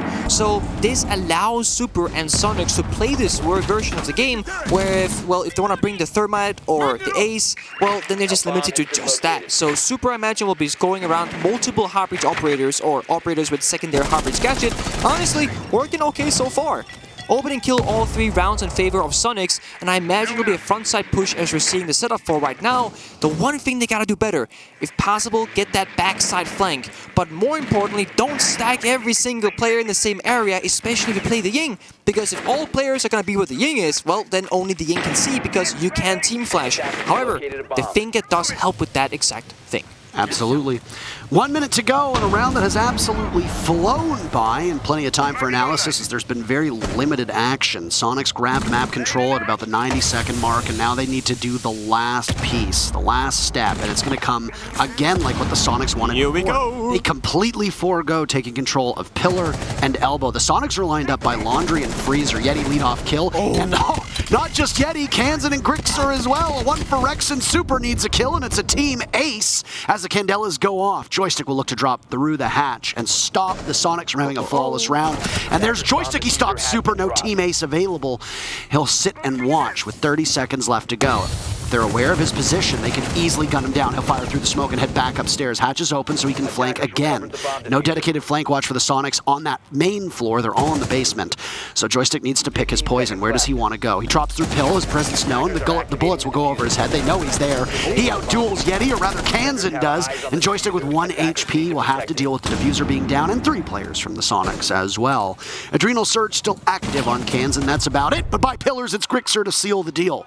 And 2 rounds in a row from the Soniqs put them back in this matchup, and both teams tied up at 2 apiece. It's gotta feel a little bit bad if you're Super there. You drone, then you get down in position, you throw your gadget, every single player from your team gets a kill essentially, you start planting, and then you're like the only person to really die. I mean, sure, there was a team kill that happened, but the only person to die by the hand of an enemy is Super planting after doing such a good job, and it's, you know, that's just, again, support lifestyle. Anyway, great entries. It seemed like Empire kind of read the situation with the Ying when she was swinging bottom main and said, you know what guys, this Ying is going to make our life extremely miserable. We need to do something crazy here. Get some kills, start swinging areas, and that's exactly what they did. The issue is, when you're fighting, well, first of all, LMGs, and second of all, really precision-based young gunners, it's hard to win those gunfights. So they all went to the favor of Soniqs, and it became a 5 versus 1. Joystick flanking, couldn't find much. I mean, that's just one of those positions where, yeah, you might kill Super on the plan, but after that, you gotta deal with 4 players looking in your direction. That's just not gonna go your way ever. Absolutely. They like the Ying again, and they're going to go upstairs. I talked about it on the previous round. SSG is one of the teams in NA who likes to do this. The Soniqs also like to run these annoying operators. When I say annoying, what operators do you think of that are annoying on attack, Nick? There's three that I'm thinking. There's 3. I think there's 4. I'm going to say Lion, Dokkaebi, Jaggle, and I would put the Ying on there. Okay, there you go. I would exclude Dokkaebi because we see her so infrequently. That's a good point. But Ying, Jackal, and Lion are brought out with far more regularity than we see Dokkaebi. True. I would also say that Blitz is annoying. I would say that Montaigne is annoying. Blackbeard is annoying. These are operators. Yeah, if you're in gold, they typically are annoying. That's like super common. That's why they got nerfed, by the way, because in competitive play, they barely get played. Kind of you to say that. I mean, you told me you're a plat player, I looked you up, and then like you were like high gold, and I was like, sure, that's kind of plat, but not really. I was plat this season. That's great. We should play sometime. I was plat this season. We did play Meme together. I don't need your pity, okay? I don't need your pity carry, all right? Anyway. These are, when I say annoying operators, I mean that their gadget is fundamentally frustrating to play against, and that's their design. There's a couple on defense as well. Capkin comes to mind. Legion comes to mind. You said Frost earlier on.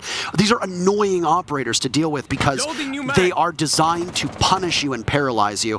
When you look at an operator like Ying, the Soniqs love to bring her. They love Lion as well, and they play around them so effectively.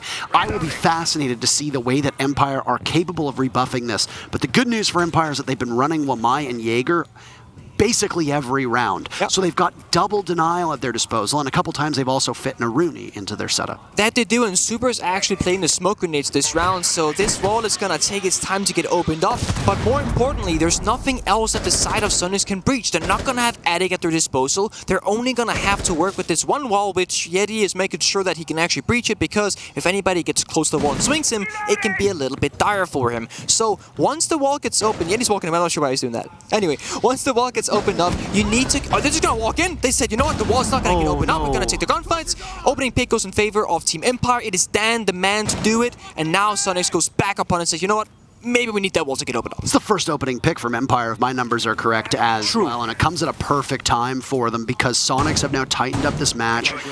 SQ have not led at all. They're looking to try and do that with 3 in a row. They're starting to fire up the War Machine, and that's a botched Candela by Super. Another one gets taken out, and oh boy, this is not going the way they want.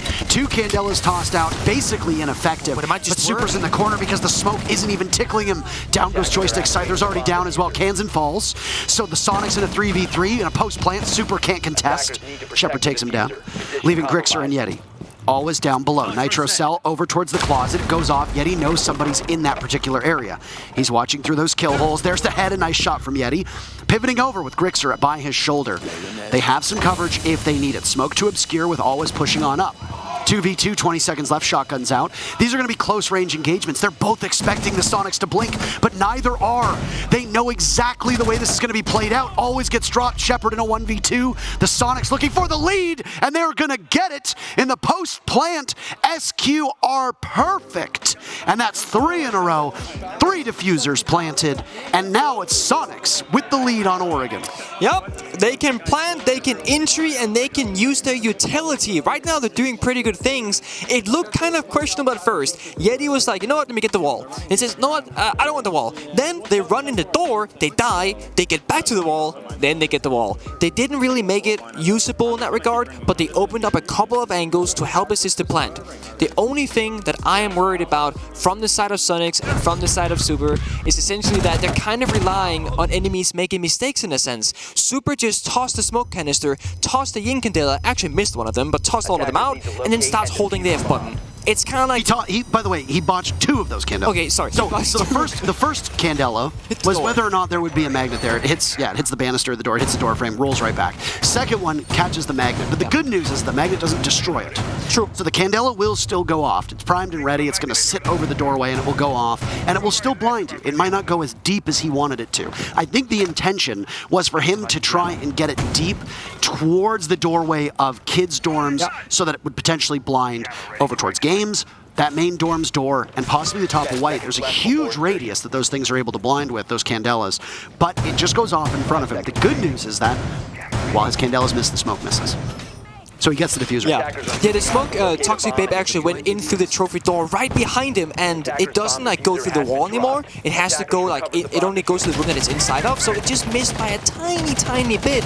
But I'm a little worried if Soniqs can get away with this long term, because multiple rounds on Top House and now multiple rounds on Oregon, it's this kind of Super holding down the plant button and then actually just getting it down because there's no response from Empire. There's no C4s coming out, the Toxic Babes missed. The previous round on the dining defense, it was the Tashanka Molotov that missed. If those had hit and gone in the favor of Empire, this scoreline wouldn't be 3-2. It would be more like 4-1. So they gotta fix up on that. Empire's gotta do it more consistently, but then also Soniqs, they have to figure out a way to break these rounds without getting arguably a little bit lucky from mistakes of their opponents. Entry now from Rexon with that LMG, doesn't finish off the player, but gets the injure. That is Cypher down the ground. And wow, another early pick for the Soniqs, squandered again 2 rounds in a row. Empire have found that scoreboard first. Scyther will bleed out by the foosball table as Empire try to get to him, but Joystick will trudge through that toxic canister. Yeti's the one with the smoke, or Yeti's the one with the diffuser in hand as smoke goes off in front of him by the big window. Super is going to play a bit more of a backseat role, and he's got Rexon watching him to give some calls. Grixer down below with his utility work, the drone in play. Scyther getting picked back up by Joystick. No call to be made, no grenades to be tossed on in. You've got Empire back fighting fit, though both Joystick and Scyther don't even account for 3/4 of a person at this point. Maybe combining for 60 HP between the two of them. That's not ideal, and at least Scyther will die to a single bullet. Joystick, 2 bullets, and he's as good as gone as well. Yeah, the finger off the board, thankfully, doesn't matter too much. Every single player from Soniqs is full health. Of course, it does mean you lose some grenades, you lose the LMG and a great weapon. And now it's all kind of down to Super, who doesn't have that much utility left either. He did end up using 2 Candelas for that mini execute, if you will, or engagement. He does have 1 to his name, does still have the hard breach gadget, so they could go attic here if that's what they wanted to. I think right now they're just trying to scout for a freebie, if anything. Yeti's just creeping up, by the way. Complete control of trophy's been surrendered, and there he is. He catches the backside of the Malusi. A double lined up for Yeti, but he misses out on the opportunity. Continuing to head in, he's not expecting another inside of attic. And just like that, Empire doing some significant damage. Always takes out Super, and Kansan will need to be the hero. Empire knows how formidable he can be. He'll fire away at the soft wall. He's got 1 body lined up inside of attic. Scyther's still on that low HP as he knows, but he doesn't know his location. A bit of a whiff. Kansan still with enough HP to do well. He picks up that diffuser, but it's a shotgun from Always on the stairs. Does Kansan know his location? He'll go for a plant, waiting for a sound call, but Always is ever so patient. Finally goes up. Nitro Cell gets tossed, but it misses, and Kansan survives, as Always tries to ascend the stairs, taking a ton of damage in the process. A single pump of that shotgun will level Kansan, but who's got the better reaction time? Around the wall they go, and it's Kansan again!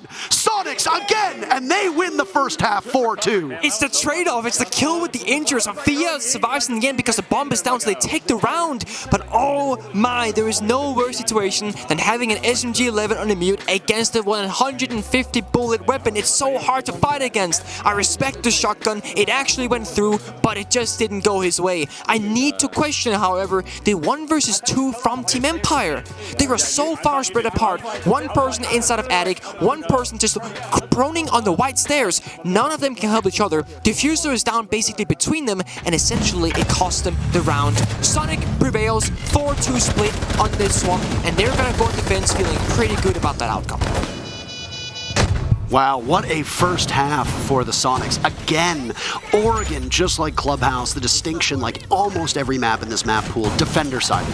If not defender-sided, at least extremely friendly to the defenders. Friendly, like a neighbor coming and dropping off a basket of muffins for you after you've just moved into the house. That kind of friendly. Or an egg basket. I'm not sure why he would drop an egg Then you basket. have to blow the egg basket up. That's true.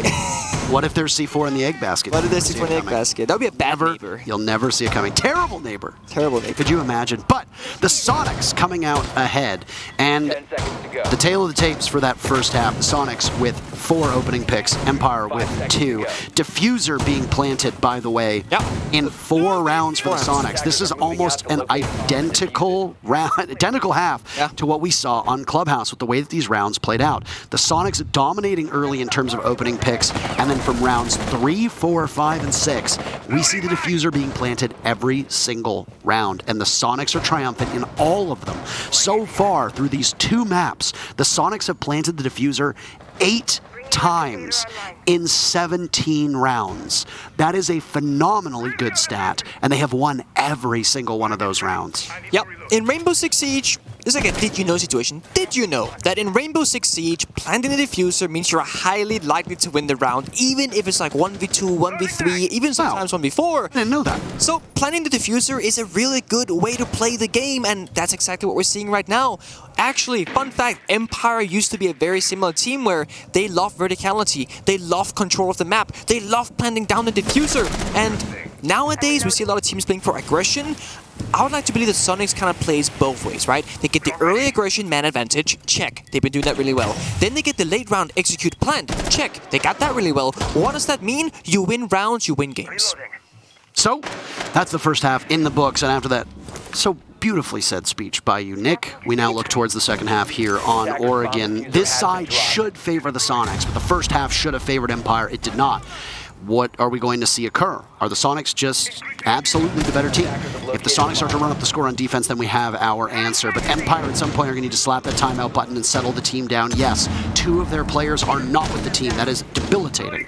But they showed that on Clubhouse they can still compete. They cannot lose the plot right now. Empire are being manhandled on these 2 maps, and they need to figure it out quickly.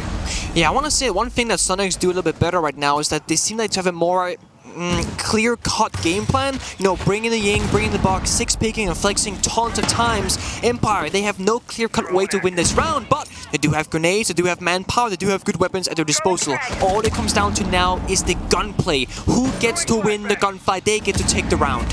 Joystick drops, by the way. He's inside a pill. Is that the real one, or is that a Gemini? I can't tell. Always down to Yeti.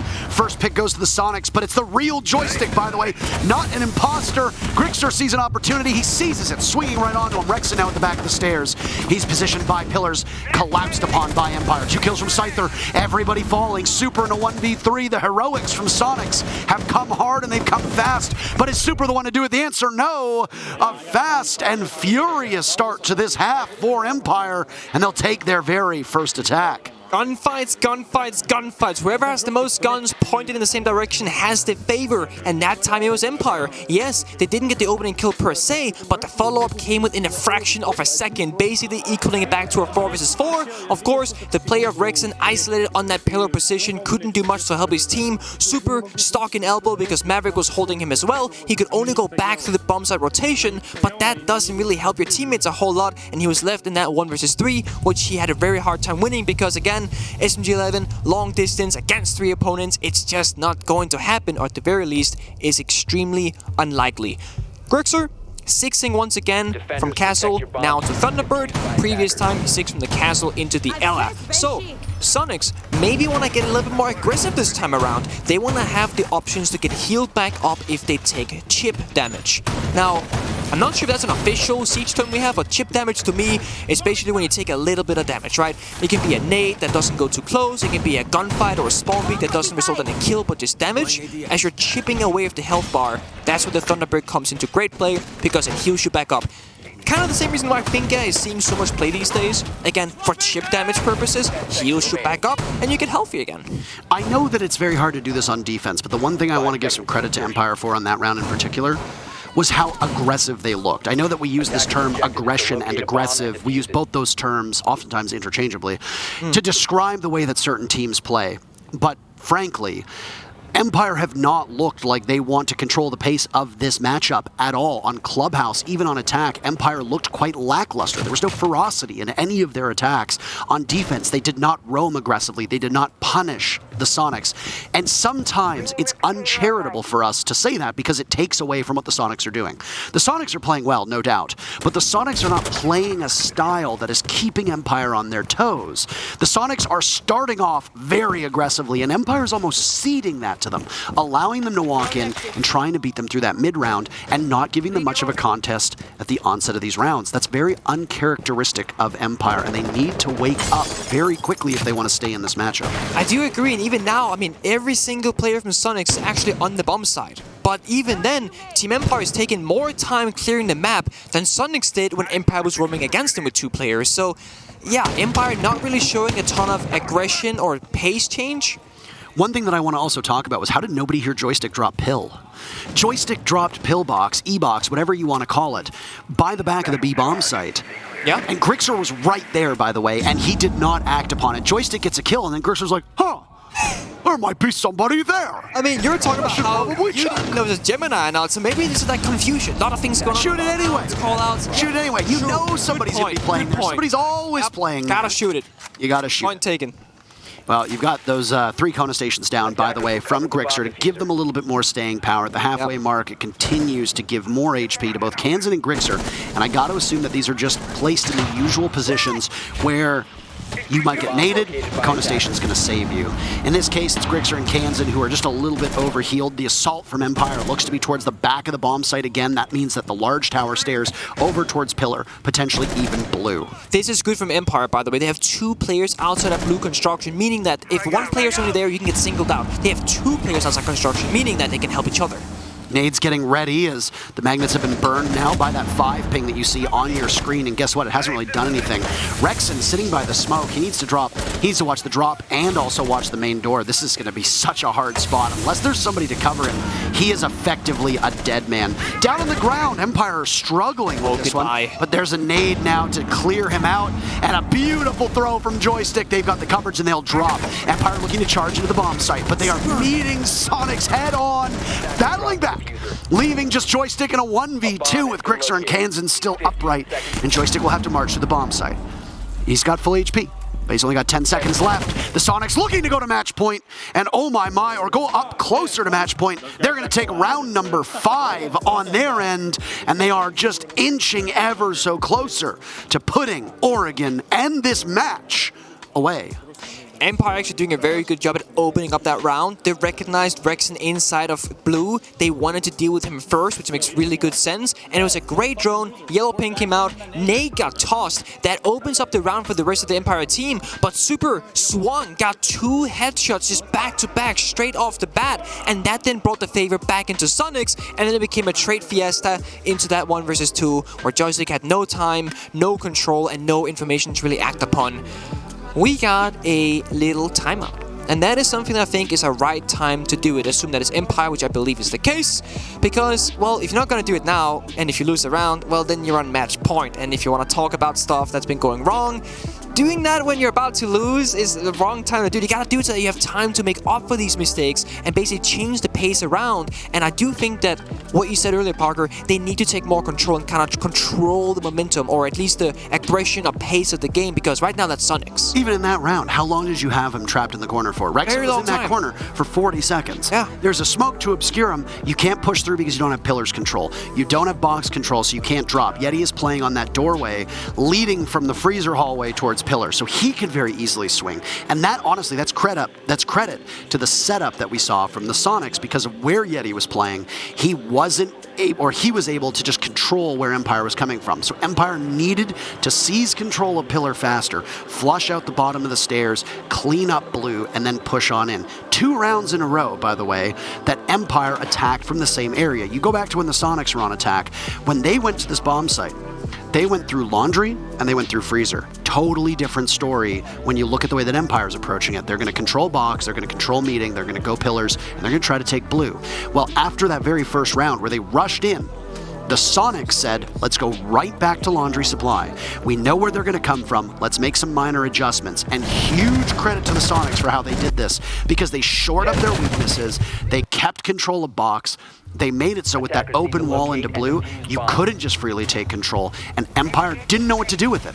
And this is the story that we've seen from Empire so far. Not to take anything away from the Soniqs, but Empire have struggled an awful lot on these attacks to find their footing, and the Soniqs are feasting on them. That they have. I think this round in particular is like the round for Empire. One, if Empire loses out this round, Sonic goes to match point. That's bad. It's also, well, it's map and match point, right? Because Sonic won the first round. Second of all, you just had a tactical timeout to really touch upon the problems, the issues, what is going wrong, and what is going on. So now, I want to see a clear-cut, precisely executed, with confidence kind of plan from Empire. They got the drones to do it. Dan has it inside a big tower. This is signifying to me they're going to go for a classic European, half big tower, half master bedroom split take. We'll see if that's what ends up happening on the playout, but at least they'll need to get something going for them, because so far their attacks have been a little bit lackluster. It is early days, of course. They still got more time to show for it. And they are bringing the Thermite and the Maverick. They're not using those secondary heartbeat gadgets on the Buck. They're keeping the flashbangs up for ADS and whatnot. And of course, Soniqs only bring in the Jaeger. There is no MI, so they can really make sure that these nades can do damage. And that might just be a defining factor for them, because if you have so many grenades, which they do, they have 6 of them, and they have 6 flashbangs, there is no excuse for people in corners not to get naded, and there's no excuse for shields not to get cleared. Yeti, early aggression in the basement. That's something we don't see a whole lot often from Mutes, but I like this again, just kind of making sure we have map presence. Joystick is a formidable player who's very much known to kind of lurk around in the attack and just be in weird positions. And yeah, bottom white stairs. Again, early aggression from his side, making sure that now the barbed wire is gone on white stairs, Soniqs have to worry about it. You do really have to wonder, the fact that they're not all playing together, how much is that disrupting the rhythm of Empire? This is a team that Dan talks about. He likes to keep a level head, likes to keep the team in it. He's not going to have a level head or be kept in it at all because Dan just died to a C4 from Yeti. How poetic that can be. Yeah. Dan talks about this quite frequently. The team needs to take a level head. The team needs to be kept afloat, and he's usually the one to do that. There's obviously some frustration here, and you know that Empire's tragic early exit after making it to the finals in Mexico, in Sweden, getting blown up in groups, has to sting for this team. They've come in here, they have revenge on the mind, and an early start like this against the Soniqs does not bode well in what is quite a tough group. I really like what Yeti's doing. Same story as in Clubhouse. He got the opening, killed the C4. Now he's playing inside a garage. He has a vertical hole to the main stairs, and he can go for the flank if he wants to. Yeti continuously is applying pressure both of these maps so far, and it's really well done. He recognizes that he might be needed upstairs, now runs away, but the damage has already been done. He succeeded. Empire's got 2 grenades left, 4 flashes. In terms of secondary utility, they've already expended a lot of it. Both Shepard and Joystick have dropped those nades. In fact, they actually don't have any nades left at all. All 3 sets of their nades are done and used. So what are you going to do? You're going to have to burn with these flashes, 4 left. Grixer posted up a big window as Team Empire realize you've only got 30 seconds to go, and they're going to have to make the most of it. Smoking off the entry point from inside a closet towards Games is super. He's got 1 toxic canister left, and with 25 seconds to go, there will be a moment for Empire to charge in. They're going to try. Scyther goes in, gunned down by Super, traded out by Joystick. Shepard next to fall. Holding against this is Joystick, and match point is the Soniqs. If Joystick cannot get a 4K, he can't. Grixer Mixer says no thank you. Down he goes. And just like that, it's series point for the Soniqs. Map and series point. I wanted a clear-cut plan, and I saw what I would almost call inefficiency in the strategy of Team Empire. Essentially what happened was that they wanted to thermite breach the generator wall inside a master bedroom. And to do that, there's a kite claw on the wall. So the first step for Empire is to clear out that kite claw. Makes perfect sense. But the way they chose to go about it did not make any sense to me whatsoever. It was the Maverick who went to the generator window outside the building to nade the kite claw off the wall. When you have 6 grenades, that's 3 sets. It was the Maverick of all people who did it, who could have gone big tower, who could have breached the attic wall, apply double-sided pressure, get that hammer and anvil position, basically making the enemies fear you because you can be anywhere. But instead, it's 4 guys master bedroom. It's the Maverick nade in the kite claw, it's joystick alone bottom right stairs. And then, well, it didn't go in their favor. They're doing a very simplistic way of attacking the map, and I don't think that's gonna work right now. It clearly isn't working right now. Oh boy, boy. For those that are fans of Empire, this has not been the result that you want. Empire are in an unideal spot. A 2-0, not even getting to Coastline. Surrendering the win on Clubhouse might end up being the biggest issue that they have right now. The schedule for Empire moving forward, by the way, is Ninjas in Pajamas tomorrow. They have a day off after that. They go up against the EU qualifier champs in M&M, and then they have Sandbox Gaming as their final matchup. So, just looking at the strength of schedule, assuming that NiP doesn't lose to Sandbox, you still come in with NiP being the defending world champions. This is the team that has the hammer. They're looking to repeat. NiP are going to try their best. They finished second, by the way, in Sweden. So this is a team that is clearly strong enough. NiP eventually falling to FaZe Clan in the finals just a couple months ago at the Major. So assuming that NiP is strong, losing to the Soniqs and then potentially losing to NiP, that could be the run for Empire. Their first 2 games are mighty tough. Yeah. And, I mean, not that M&M are any slouches either. This is a team that actively scrims against the top EU teams. Tons of potential. And they're going to be playing with next to no expectations. You know how scary a team is that comes into an event saying, we're here to learn, we're here to have fun. Those teams often do better than most people expect. So Empire against Soniqs, this was one of those matches that Empire absolutely needs to win if they want to make it deep out of this group. Mind you that there's only 1 team that goes home per group. Yeah. So for Empire, you know, you might make it out of your group, but you're going to end up in the lower bracket, at which point another loss and you're done. Yeah. Well, there it is. Opening kill. Joystick hurt. That took a personal foul. Opening kill to Yeti. That is the Wamai off the board. So limited usage of those Wamai discs. However, with half the round already being chipped away, that means that most of those discs has in fact gone out. So not the biggest of losses from Soniqs. They've got control of this small tower now with half of the round to go. There is no contest from the Soniqs whatsoever in the bomb site. There's nobody in the bomb site. A-bomb completely clear. Kansan is in B-bomb. Nobody inside of showers right now. Most of this bomb site is completely vacated, and Empire will read into that. The Soniqs are going to be playing keep away from the exteriors, the peripherals of the bomb site, the peripheries of this bomb site, and then fight for a retake, Nick. No toxic babes either, so it's looking really dire for Soniqs. Once Empire walks in, again, it's going to be all gunfights, but the gunfights goes in favor of Team Empire.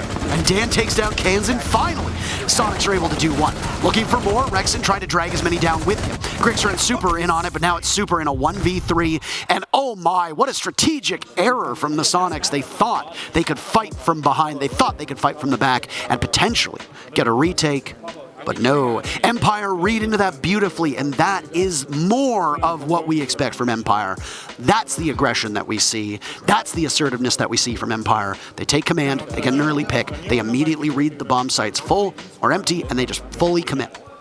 Certainly. I will say, while the mid-round was great from Empire, they did actually take a whole minute and 30 seconds to get to that first initial combat, or that first initial engagement. So, yes, an explosive end of that, but still a very slow beginning. Eventually, I want to see them kind of step up their early game, then keep the same mid-late game, and then maybe we're going to see Empire at full speed. But right now, kind of operating at 50%. Dan actually showing us a Ying 6-pick from the Sledge.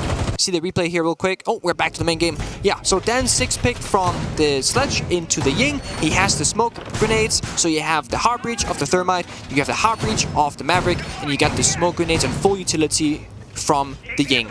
Similar story as we spoke about SSG doing it, we saw Soniqs doing it, now we're seeing Empire doing it. What a beautiful way for this to go. This is how they got beaten, and this is now how they have to beat Soniqs. Well, I mean, Empire took a timeout, tried to settle things down, and now look at where they are. They're in a much better position, and we are actually looking at an attacker-favored Oregon, which is not outside of the norm, but with the way that these teams play, it is definitely skewing in that direction. Still, though, Empire will remain on the razor's edge for another 2 rounds before we go to overtime. There is no unlimited overtime in groups. It's the same 3-round overtime that we have come to expect from all of our normal leagues, be that EUL, APAC, etc. All the professional leagues use that. Most of the live events use that except for the grand finals, and it's going to be employed here once again. So if you're the Soniqs, you have 2 more chances at this. Whether you want to agree or not, that main floor bomb site, and I consider it one big bomb site, whether you're inside a meeting or whether you're inside a mess hall, you've got kitchen as the main point between the 2 of them. It's not as easily defendable. Teams are going to want to go upstairs, they're going to want to go downstairs, and it's another opportunity now for the Soniqs to prove that that last victory on Laundry Supply Room was not a fluke, and they can close out the matchup here. Agreed. Soniqs, again, every single player sitting on the bomb side. We keep talking about how slow Empire is in the early round, and then we see Soniqs, like, again, just like sitting around on side, not even trying to deny drones. In fact, there's all 10 drones live from Empire. If Soniqs had just ran up each staircase with 1 player, shot 1 drone each, I would argue you're buying 20, 30, 35, maybe even as much as 40 seconds of time. And right now, you'd be in a great position if you had done that, but you didn't. So now you get work with this against you with almost every single drone available, 9 drones left now for Empire, and half the round to work with. Soniqs will have to just, again, get aggressive. They will have to win the gunfight because strategically, they haven't really won the round so far. That is on the side of Empire. Dan's creeping up towards the back of the stage, heading all the way into finish roam clearing right now with Scyther above. Watch that opening. Joystick is already inside a freezer. He is tantalizingly close to the bomb site. This one has absolutely flown by. So we have just a little bit over a minute to go. This is not your conventional pillars and back of the map bomb site take. This is Empire wanting to deal with Freezer and over by Laundry. Exactly to what we saw out of the Soniqs. And well, Joystick inside of Freezer starts things off. The comeback is very real, folks, as Yeti falls. There go all the Candelas. Grix are blinded. Joystick blinded as well. Some friendly fire, not verdant, obviously. And there goes Joystick. Grix are firing away. Shepard will join him on the ground, finished off by the smoke. Dan is next one up, breathing in that toxic canister. Grixer's been dropped, finished off. Rexon needs to be picked back up. It's 3 huge kills for Empire. And now Rexon inside of blue with the matchup on the line for his team. Gives his position away. This is dire straits. He's got tons of marks, but he's going to have to stop that diffuser from being planted, and Dan is a much better shot. Huge 3 kills from Dan, and Empire still very much in this. We're going to the 12th round to settle the score between these teams, and the Soniqs are going to take a timeout.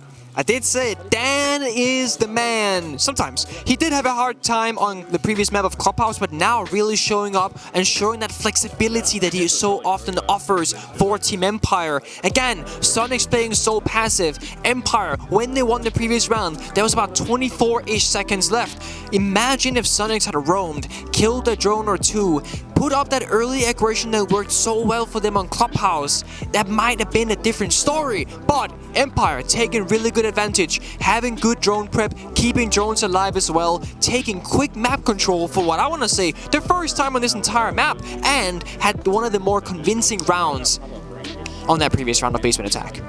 What do you talk about if you're Joe Bro and Super right now? What are you discussing with this team to figure out every bomb site is open for the Soniqs now? Well, they're showing basement right now. You guys can't see it on your screen, but they're showing laundry supply room basement. I would talk about exactly what I just mentioned. The early game roam, the early game aggression, slow them down. They're already slow by nature. So just, injure their leg a little bit. They'll be limping towards the bomb site, and honestly, the time might just hit 0 before they execute. And if anything, you're gonna deny drones, and yes, you said, Parker, on Clubhouse, information. When Empire has it, they are strong. When Empire doesn't have it, they're much weaker. So why not try and deny some of that information? I don't want to see a Tashanka. I want to see a Mussy. I want to see a Mute. I want to see you take a Vigil, run upstairs, make a rotate into attic, run around the map, keep them guessing, and make them uncomfortable on the map instead of letting them get comfortable. Because especially with that Ying on the board, you're not going to have a great time even if you play the Warden. Because only 1 guy of 5 can see. It's not enough. You need more eyeballs. Well, their timeout's now over, and we'll get back up into this matchup. The Soniqs have now surrendered 2 rounds sitting on match point. This is something that a team that is looking for success has to overcome. We talk about teams having the LAN jitters. We talk about teams needing to stay mentally in games, Nick. Well, the thing is that when you're new to a LAN, we see lots of aspiring and promising teams go up early, and then they just get worn down. They get too nervous. They get too excited. The pressure gets to them. And the old guard, the more experienced team, is able to claw it back. Well, you've got one of the most experienced teams in Rainbow Six history in Empire playing in this matchup. If there's any team that can mentally stay in it, it's a team that goes 22 rounds on Coastline against a defending world champion. Yep. Sorry, I'm getting flashbacks. Give me a second. I need to recover. All right, I'm good. Anyway, Empire are going to keep themselves composed, and the Soniqs need to ensure they're not squandering the lead they built themselves up. They were able to close it out on Clubhouse, a much more dominant series that it looked like than what we're looking like on Oregon. Soniqs are struggling on defense more than any side that we've seen on all of the maps that have been played today between these two teams. So Soniqs need to settle themselves down. They have one shot before overtime is on the books. Oh, I see Rixon hunting for drones and assembling the roam. I want to see more of that. Essentially, I want to see Kansan maybe join him on that roam game. Now, Super was making rotation holes to the floors. No, Rexon, go back upstairs. Go back up the stairs. Don't go down the stairs. No, he's back in his corner. So the Flowers drone already killed the shield and elbow. It cleared the ADS. Cypher, great value. Super, now your position is compromised. Oh, they got a spare shield to rotate it over. That's great. But again, Empire is slow. They haven't opened up a single door in this map yet. They just started droning. Rixon gave up that big tower, but now it's getting droned down. Now would have been the right time to stick around. And again, Empire has all 10 drones on the board. You see it top right of your screen. Now it says 9. That's the 5+4. And Joystick doing what Joystick has done the last 3 rounds in a row. Sneaking down to Freezer Stairs, destroying that default cam, and now again Soniqs are going blind. They have 1 bulletproof to their name, and that is the only piece of information that they have available to them for this entire round. We talk about information, we talk about how much it impacts a team like Empire, and the rounds where Empire loses that intel, whether it be on attack or on defense, they have a hard time sticking with it. Well, now it's time for the Soniqs to also be punished by that lack of information. It is. The halfway point here in a very crucial round, Soniqs looking for the knockout blow against Empire on what would be, to many people, despite the fact the Soniqs come in with a higher global ranking and as the defending NA champions, a bit of an upset just based on pedigree and how we expect Empire to be.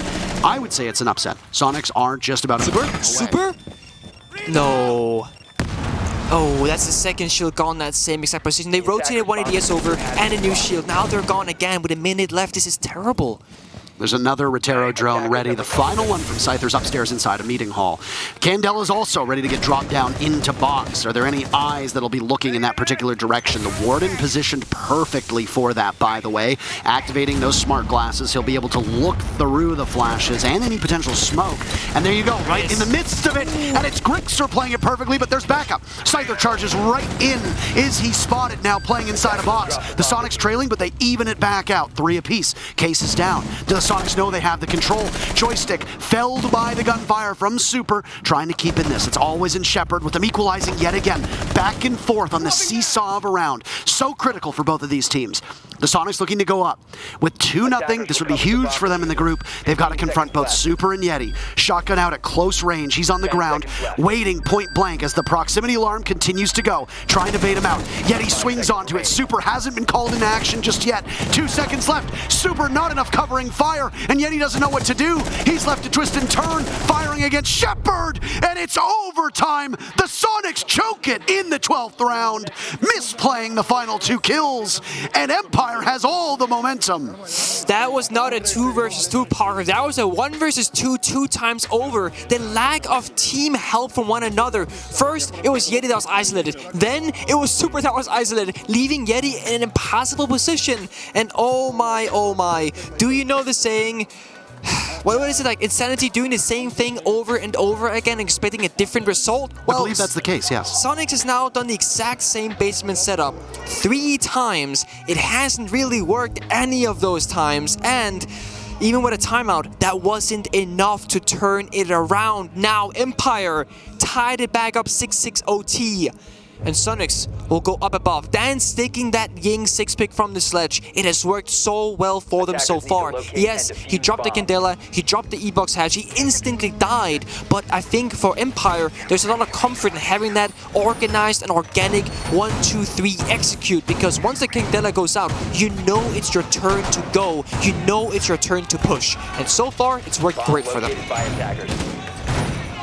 Well, I want to remind you, as we can hear our colleagues, Ace and Dez, not too far off, echoing through this conference center hall, that there's another matchup going on right now. I don't know why you would turn away from both the Soniqs and Team Empire, but we do want to constantly remind you here that no matter what happens, there is a second stream that is ongoing. Twitch.tv/Rainbow6 is the live URL. For those of you that are going to be watching this back later on, well, it's going to be available on wherever you'd like, whether it be YouTube or possibly even rewatch the VOD on Twitch. I'm going to spoil what's going on in the stream, by the way, so plug your ears for about 10 seconds. Wait until the timer says 2:40. It's 1-1 between Nip and Sandbox Gaming. All right, perfect. There you go. The second match just finished. If you want to, at any point throughout the course of the day, the schedule is set. You can watch both simultaneously or tune into either the main stream that is going on Twitch.tv/Rainbow6 or Rainbow Six Bravo over here on our secondary stream. Yep. I feel like that's the wrong way to say it, though, because it's not like one's the main stream. They're both equal streams. They're both equal streams. Our streams. Equal casters, equal analysts, equal streams. All equal. Correct. We are not the B tier stream because we're a B tier. We're the B stream because there's two streams, A and B. That's just the way it is. Now, Empire doing Empire things again. It'll be the Maverick nading off the Mute Jammer Kite Claw. It's going to be Mute Jammer this time around. So that way we can ensure the Thermite charge goes through. They could have just Maverick the floor and shot it, but you know what? They want to ensure that this is how it progresses out. When you have that many grenades, 4 this time around, now make that 3 with that 1 being used, you have expendable grenades to do that thing. It's not a huge deal. Efficiency is not necessarily what has to happen right now. You just gotta get comfortable and do what you think will work best. Yeti set up down below. That might just come in super handy, especially with that Ying that can really open up the bomb side. He has a vertical C4 at his disposal and vertical host as well he can peek, but he's also very much alone. So if Empire figures this out, he could be an easy prey and an easy kill. Well, I don't know how I feel about the Soniqs having defense for 2 of these rounds, by the way, Nick. This has not been their favored side, but overtime does tend to have this weird quirk where we switch what we've been accustomed to. Flip the script, so to speak. Flip the script. So if the Soniqs are not great on defense, watch them do really well on defense. If it's an attacker-sided map, the defenders will do better on overtime. I like this. By the way, grenades being tossed and Candela's going off. What about this do you like, Nick? I just like the fact that they're using the Candelas from outside the building, but the smoke canister from Super actually stopped them from jumping in. Now Yeti, can he find the white star skill? He does. That's the opening kill onto Joyce. That's huge. Follow up from Raxon onto Dan. That makes it a 5 versus 3. Now Soniqs looking good being in those corners. You have to wonder how they weren't able to accomplish this on the previous 2 rounds, but Empire charging back. First kill is going to be on to Super. Right now, inside a trophy, a Rooney gate, that laser gate taken out by one of the flashbangs of Scyther. He moves back over to the opening that we see over by Closet. Down goes Shepard. Another flash goes in, and Grixer with that long-range DMR doing some significant damage. Yeti falters, but with 10 seconds left, Diffuser needs to be retrieved and brought into the bomb site. Diffuser picked up, so that's 1 step that's been completed. Scyther doing some Overwatch. Again, looking towards Closet door, waiting for somebody to peek on out. Nice shot from Scyther, but he can't get more than that. Always is a sitting Duck, and Duck is indeed on the menu tonight. The Soniqs take their first defensive round in almost 10 minutes, and they again are on match point. Oh boy. So Soniqs, they kind of did the same formula. They kind of sat in their corners, but this time around, Super actually, huge player. When the Candelas came out from outside that attic balcony through the dorms window and through the attic window, Super ensured that nobody could push through with the flashbangs by smoking off pretty much the only entry point they had. And at the same time as him smoking that big window jump in, you also had Yeti down below, flank joystick on the white stairs, basically saving the round. So Yeti being proactive on the map, saving grace of the round. Super holding down the side as the anchor, saving the round. Roamers, anchors in union, ensuring that they work together. And Super, he said, you know what, Empire, your Ying was nice, mine is better. He 6-picks it off the block once again with the Heartbeats canister. Or the can opener. It has a lot of names these days. Okay, but here's what I want to say. The Sonics on attack win their final 4 rounds. First 2 attacking rounds of this matchup, of this map in particular, go to Empire. Yeah. Sonics win the next 4. They get opening picks on 2 of those. They get the diffuser planted on 4 of them. Yep. It's a tremendous end to that half. Yep. But then they go to defense. It's a middling result. Now they're back on attack. We talked about flipping the script. The Sonics just won their very first defense in 4 rounds. Are we going to see Empire pull out the same? Because conventional wisdom says no, but this weird balance that we have here in Rainbow Six says, oh, absolutely. I want to give my input just like, let's just look at the lineup right now. We see Grixer with the F2, the FAMAS. That alone is pretty lethal. What you also get from Twitch, which is very interesting, is, well, the drone, of course, but the smoke grenades. So when you're bringing the can opener on Super, not getting those smoke grenades, they've now opted to replace those on a different operator of Twitch. Sonics has every single tool for a great execute. They have the guns for great gunplay. So Empire, it will come down to kind of what Sonics had to do themselves on this basement defense. They need to be proactive, and they will need to make sure that it is on their turf that they're playing and not on Sonic's side. Setup still being done, by the way, downstairs. Dan punching away at the walls, but other than that, Empire are standing pat. They have 1 roamer, as Scyther, Dan Shepard, and always sit in the bomb site. It's Joystick roaming off site. Not too far off site, by the way. He's within arm's reach of one of those bomb chassis. And he's being hunted as he hears the telltale sign of that Finka LMG. Finka, an operator whose pick rate has skyrocketed over the last little while for the utility she brings, the staying power, and that comes with those adrenal surges, and an LMG that doesn't really need to be reloaded. No, it does not. Same story with Sophia LMG. When that AR got that nerf for the recall, we see the 150 being brought out as well. When you have 150 bullets, I mean, you can take out all 5 players in the enemy team without even having to reload. That alone is quite lethal. As the hatch opened up now as well, inside a freezer, and Joystick rebuffs the advances of a Rotero drone that goes down through the hatch. Waiting right now, that's intel, but also a Rotero drone can blow up any potential Banshees that may be in its way, any deployable shields, etc. Another attempt from Kansan now down below, but Joystick is there and it'll go up on the wall. That's some of the cover that Empire needs onto the freezer wall now removed. Joystick still persists in this angle, and the Sonics will need to flush him out. Yeah, keep in mind that Warden is being played from Scyther, so when this execute comes out, we need to keep our eyes on him. If he shuts down the push or even takes out the Ying on the execute, that could be so important for them. However, if that doesn't go in favor of Team Empire, then we gotta look at the injuries that usually comes out from Grixer and Rexen. More drone work being done at the bottom of Laundry stairs. The Sonics favor this execute. It's from the front of Laundry and over by Freezer. So the portion of the map on the back, once again, is not considered by this team. Candela's going out as the diffuser in the hands of Super needs to get planted. Scyther swings. Rexen wins that one, but immediately Empire comes back. 3 big kills from Empire, leaving Super and Rexen in a 2v3. Proximity alarm will not continue to harass the Sonics, but Super will need to get down to the bomb site, trying to rotate on over. Joystick waiting for it, walks right into the line of sight for Rexen as Super drops in a hopeless spot.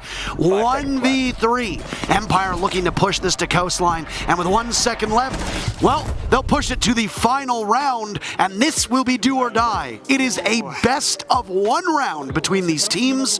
If the Sonics prevail, that's it. It's over. If Empire wins, we have a 3rd map on the books. Sonics on the defense now. We do swap every single round in OT. So Sonics, they get 2 defending rounds. They started and they will finish that way. 7-7. We're at the absolute final round on this particular map. Right now they're hovering basement. We've seen this story a lot of times play out, usually with the same outcome, which favors Team Empire. Empire bringing the same vibe they've been doing so far in the last half of their attacking rounds, which worked quite well. Nothing really being changed from Sonics either. Both teams have been starting to bring out the Warden. That's of course to prevent the Ying. Last round, Cypher got picked off right before the execute, so nothing really happened there. Warden hasn't seen a ton of success, and I don't really agree that they gotta worry about the late round when you could just play the early round, but we'll have to see if Sonics chooses this time, for the 5th time I believe, to actually extend up and roam a little bit. This will be the 5th attempt defending this bomb site for the Soniqs. They have only won it a single time. So if that ends up being the case, if we go to Coastline, it will be 1 win on this bomb site, 4 losses down here on Laundry Supply Room. Not exactly the number that you want if you're the Soniqs moving forward. We are currently staring down the possibility of Empire winning the Soniqs map, the Soniqs winning Empire's map. So once again, things are flipped. But hey, that's just how it goes. Next up is Coastline. I don't want to set the expectations for that map yet because we might not even need it. The next 3 minutes are going to determine whether or not Soniqs walk away with a 2-0 victory or if Empire is able to fight back. In regards of the mental, though, moving to a 3rd map for the Soniqs would be a tough thing to come back from. Once again, this is a team that needs to prove themselves. Not again! Oh no, that is... He practically has been staring down this drone twice now. He did it the previous time around as well. They actually did it twice. 2 of the Intero drones, both of them got the ADS, both of them got the shield because they had to move the Warden shield to replace the smoke shield because of this exact thing happening. He's just driving past people. Either we gotta start, opening our eyes a little bit more, or we gotta stop bringing the mute. It has to be on the other. Like, it can't keep happening.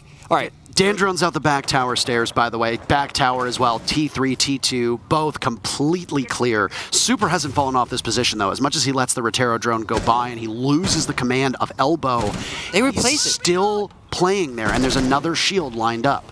Yep. But think about it. If they assume that that's done, this might be a deliberate strategy from the Soniqs so that they don't think Empire will re-drone it with a Rotero drone. They might assume that they've got blue control when exactly they don't. And that's why Super is there. And look at where the Rotero drones are going to be.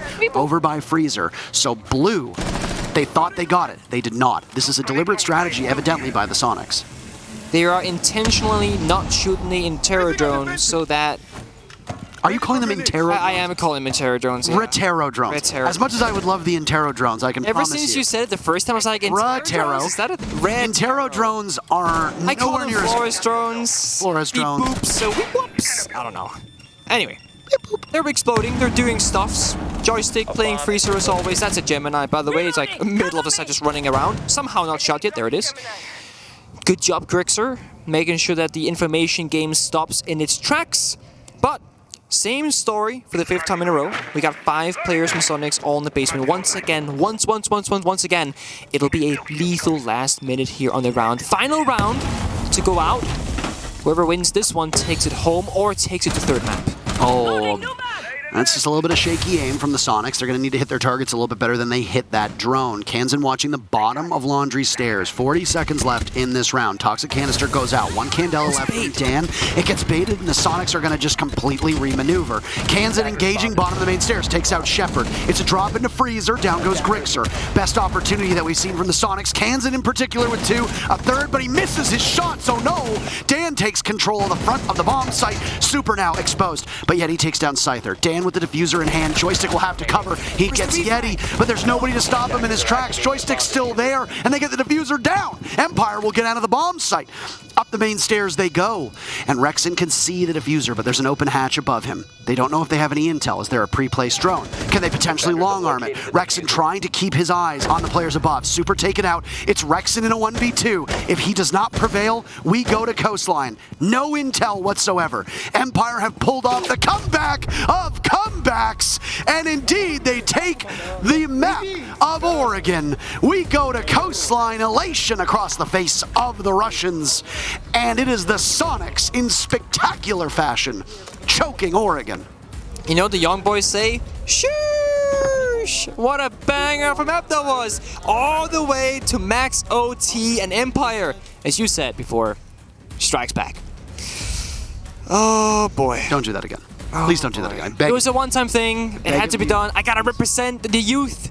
Even though my hair is falling out, I can still do the things of the young C's, as we call them. I feel younger when I do that. I don't know about you, but I certainly don't. I feel like a boomer. What? Unfortunately for the Soniqs, and unfortunately for fans of that team, this was a very poor finale to Oregon. Empire just woke up. They woke up. That was it. It was the Soniqs in part falling off, but Empire learned to take map control faster, play more aggressively, play quickly, and use utility in the best way that we've seen over both Clubhouse and Oregon. And with it, they get a victory. Coastline is up next. But Nick, before we get there, we have a short break for you. So we have an exciting conclusion to Soniqs versus Empire, but we got some sponsors to show you first. We'll be back in just a couple minutes.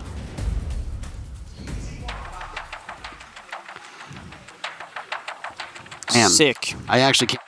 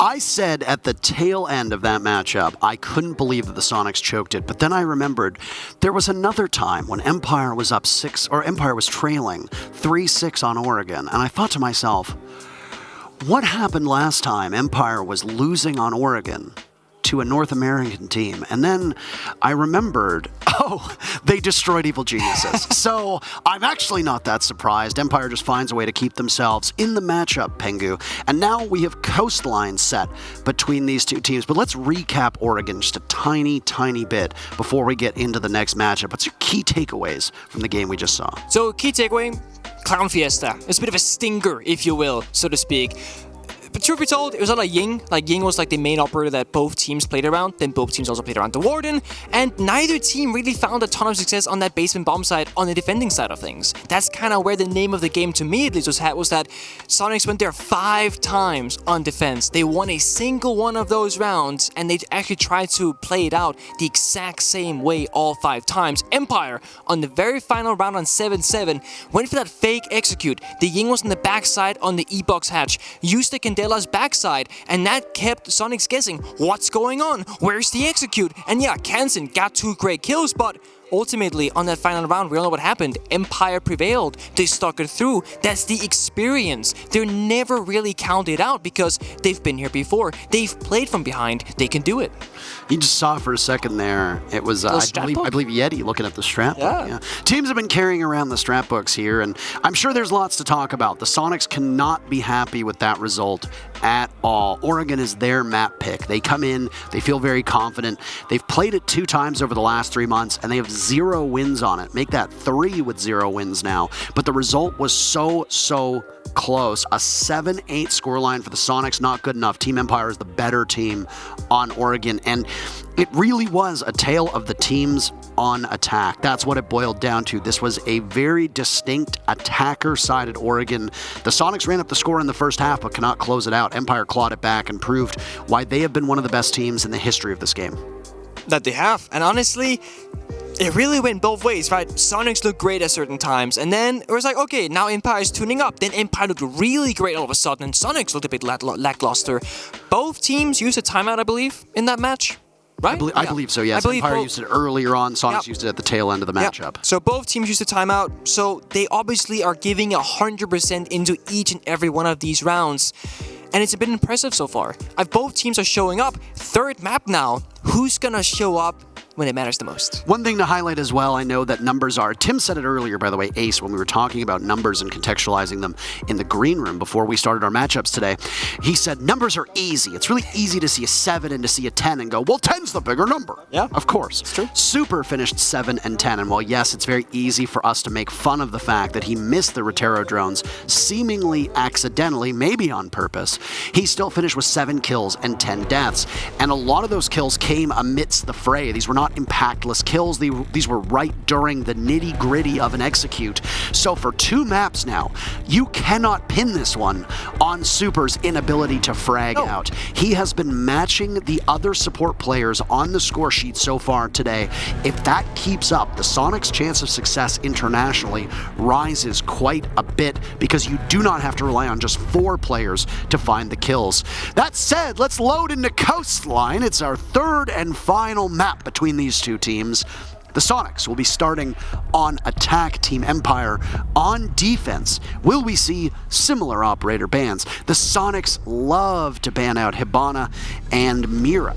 Yeah. But in this particular case, they're going to ban out Thatcher and Mira. Team Empire taking Nomad off the board. Will this be a Valkyrie? Yes, it is. So the only change is that Nomad will be banned instead of a Heartbreacher. Yeah. So, and again, it's not really super crucial to ban out the Heartbreacher on Coastline. Like, sure, the map did get a slight rework, if you guys were unaware.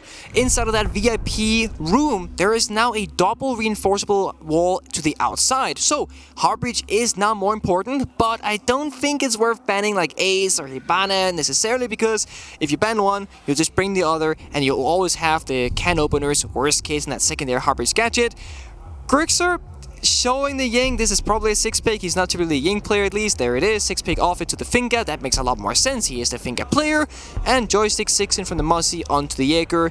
All is good in the world. This is like what we know these teams for. They're playing the operators that we love them for and that they're showing good performance on. So, Pretty happy Daisy with that. It is going to be a hook-at defense to start for Team Empire. And now, as you said, Park, earlier, Empire, they have some history with this map of Coastline. They've played it maybe once or twice, maybe 3. No. No? Don't get me started. Anyway. Every time somebody references Empire on Coastline, myself included. It was fun. I don't care what you think. I had to cast it. It was fun to casting. I heard your enjoyment in your voice. That was some pretty highlight moments. I know you had to play it, but every single time it happens, my eyes glaze over and I black out for roughly about 30 seconds, and I'm liable to say something I'd regret, like, you know, I love the G2 roster. And then I realize I make mistakes and I have to apologize for them. So we don't talk about that fateful match, but continue on with your talk of Empire on Coastline. I'm thankful that you apologized for your mean words that you just said, because honestly, it hurts a little bit in the inner heart. It doesn't feel very good. Empire trying to get cheeky with that early spawn peek from always. I like this angle here, it's quite cheeky. Super, making sure default cams are taken out. We already saw it early in Oregon that when default cams are being shot, that is a bad situation to be in. So you want to cover your bases, right? You gotta get the default cams, you gotta get safe, you gotta start droning the building and the setup on site, and then start making decisions as to how you're gonna pull that apart. Now, Soniqs, they do not have a whole lot of verticality from below. They're not bringing the buck. They're also not bringing the execution of Ying or the Lion just yet. Lion is an operator that we know they like to play on this map. I believe it was Yeti who played it. Usually, right now, we're just kind of sitting ducks, maybe waiting for a move from Empire, waiting for them to step out of line and get picked off, but taking it slow to start off. That's a good nade. Almost takes out Shepard. Playing now by the B-bomb site, he can drop and then head through Sunrise, exactly what he's going to do, and try to get back in, but he's caught by Yeti's drone, who's going to make these calls. We have player cams now, look at that, but it's the running man. Yeti takes out Joystick, he knew this was coming, he had the drone prepped and ready, and it's wonderfully orchestrated by the Soniqs team. I mean, that is a great way to start. They're playing it slow from the side of Soniqs, but now Joystick walks into them. Dan finds a refrag back onto Super. That's the heartbeat of the banner off the board. He's not really been doing crazy amounts of damage so far, but the shield has been cleared. Super can now make calls from the drones and from the grave and ensure that his teammates have the guidance that they need to continue out throughout this round. Always looking to flank the white stairs. Might find Rexon as he drops here. Almost. Not quite, doesn't shoot the bullet, but should know the whereabouts of Rexon, unless Rexon figures it out first. Sees the head, goes to the shot, gets the in, and the kill. Shepard injured from a nade as well. Always looking the wrong way, and immediately a follow-up adrenal surge from Grixer. Super down, and now Rexon will join him. Shepard has been dropped. So the team's at a 3v3, though it is a 2v3, as Shepard needs to be retrieved. Scyther down, Dan the only body upright, and he gets taken out by a beautifully tossed nade. Nade's credited with the final 2 kills. And just like that, the Soniqs take round 1. An explosive first round, if you will. 4 nades were tossed, 3 of them almost got kills. 2 of them, in fact, did, so quite nice. Rexon always, if that gunfight had gone the other way in that top white stairs and Aqua situation, that could have been a little bit of a different round, but always, unfortunately, looked at the wrong angle. Rexon, he actually sniffed it out. He got the angle, he got the advantage, got the kill. That's great for him. Dan showing the Capcan once again. Last time it actually had a decent amount of success. I believe that 1 trap went off, maybe 2, so that's not too bad out of 5. Especially not in competitive play of Pro League or Invitationals, even the highest level of play. You would think that pro players would never ever get hit by a Capcan trap. But you can also argue that in pro play we're not as used to Capcan. He is seeing more play somewhat, but it gotta be in the back of your head throughout the entire round, because if you forget about it for a single moment and you walk through a door, you might just get blown to pieces, and that doesn't feel very good. Oryx being played as well, we actually see this quite often on Coastline specifically. It's not something we often see a crazy ton of value from, but it does give you the options to go for a hatch flank. Of course, you can maneuver around the map very fast. He is the fastest operator in the game, and you can also break a lot of walls and make holes in walls. Empire love running Oryx on this map as well, and I know that it's something that you and I were actually quite critical of in regards to Empire in Sweden, and something that we were critical of, and I was critical of all the way back in Mexico, because you weren't a caster in Mexico, obviously. So, but we talk about this Oryx play and the utility that he brings to the team, or rather lack thereof. And in all reality, a lot of teams like him because, as you said, he's very mobile. He can move around quite quickly. One of the hallmarks of Coastline is how fast you can get from one side of the map to the other, largely because of that giant opening in the courtyard. So Oryx can just tear through this map. He's got a 1.5 scope on a low recoil T5, which does a good amount of damage. He's just a very solid operator for keeping map control and doing tons of damage. Tons of damage. That is a... So much damage. Tons of damage. Alibi as well, same story. Same story with Capcan. 1.5 all across the board. That is the name of Coastline, right? You want to have fighting capabilities because it is going to get very bloody. It is going to be decided by gunfights. Kind of like Oregon, but less execution-based. It's just a bunch of brutal fighting across the map. There's a little bit of calm now, 1 minute in. Scyther's still holding, and he's been the focal point for this team. He just narrowly misses out on one of the players. There's a drone in front of him. Does he see it? That's the question. Yes, he does. No bullets expended. He just knifes it away. Still over by Aqua, watching the doorway, but he has long since missed the Yana of Yeti, who is as good as gone, rotating back to join the rest of his team towards that sunrise hookah portion of the map. This is a double bar defense for Empire, so you're going to want to try to take control of above. An early pick for the Soniqs yet again as they open things up on round number 2. Scyther being down, so we're not going to really see what the Oryx is capable of doing as Grixer meets him. Grixer's been having a great series, by the way, and has been so pivotal on this Finca. Yeah, I will correct you. It is a kitchen defense, which I think you knew, but... Oh, apologies. Yes. It's all good. Just for the viewers at home, we are not a double bar, in case you guys are thinking, oh, what is he talking about? Cats don't know anything about the game. We are in kitchen. Maybe I'm just thinking about bars. Yeah. To be fair, there were people roaming over in bar, and they can easily get messed up. I do that myself as a player and as a caster as well. But now we see the vertical plays coming out onto kitchen, and now we can see Soniqs kind of making their move. Where are they going to be executing? We see a guy outside stock door. We see a guy cooler stairs. They got the setup. There's 2 bodies playing as well from Empire inside of the main lobby. Yeti looking for one, finds Capcan, but he has to be wary of the push from Always. Look at that, back to back. These 2 might pass each other, flying under the radar, unbeknownst to one another, and walking right in. They don't know Always is there. Yeti hasn't cleared it out. Down goes Rexon. The Soniqs will lose the focus towards the bathroom. Above, Kansan trying to bait out a nitro cell, should one exist. There's one in the hands of Joystick, but it's not going to be ripped just yet. Always still inside of the main lobby. Yeti knows this. Looks the wrong way, loses the fight. Back to a 2v2 with 10 seconds to go. The Soniqs have to rush on in. Super getting the diffuser down, but who's watching? Joystick creeping up. Does he know exactly where Super is? He's totally blind. Diffuser goes down and he sees him firing away. Damage being done, but Grixer takes out Always and Joystick. A beautiful shot on the Super. 1 left to go, but it's Grixer to win the day. 3 kills for Grixer, and the Soniqs are up 2 in a row. You know, I could make a joke about Joystick sprinting there in that 1 versus 1, but I'm gonna give him the benefit of the doubt because he's a fellow European. I'm nice like that. It happens to everybody. But ultimately, I think the way Soniqs is playing Coastline right now might be really odd to Empire. When I'm watching their gameplay, it's like they're kind of nowhere, but then they're kind of everywhere. Yeti in particular is kind of usually on the opposite side of the map as to where his teammates are from, or where they are. It was a master bedroom vertical take originally, but you had Yeti on the hookah balcony, joining big window, aqua balcony, running around the map, killing default cams, opening windows. It's quite well done, and I think Empire might be in a similar boat as I am, where I'm like, what exactly is going on? Where is Soniqs actually attacking us from? I'm not quite sure. And so far, it's working out quite well. It was unfortunate for Empire that they had no information on the situation previous round. Super was planting with no cover, and nobody from Empire wanted to push in because they were assuming that would never happen, because why would you plant with no cover? So, information. Empire needs it. They got 2 bulletproof cameras now. One from Always on Melusi, one from Cypher on the Jaeger, and hopefully that will kind of turn those situations around where now they might be able to see. So as you can tell right now from what you're looking at, this is a kitchen defense. This is the kitchen defense. This time it's kitchen. That's a joke, by the way, for all of you,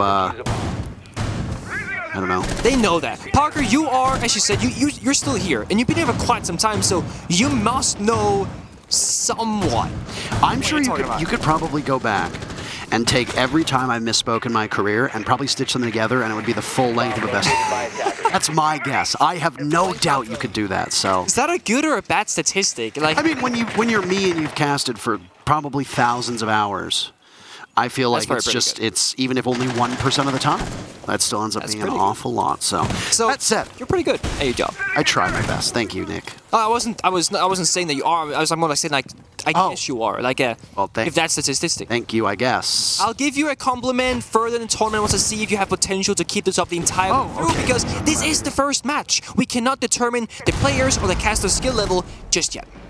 Well, Grixer is 5-0, the Soniqs are 2-0, and we are 1 minute in here to round number 3 on Coastline. For those of you not looking at the top, okay, never mind. Sorry, there's a match breaking out in the middle of me speaking. The first kill technically goes to the Soniqs, but immediately traded back by 2 kills from Empire. So they get the upper hand immediately in this bout. Yeah.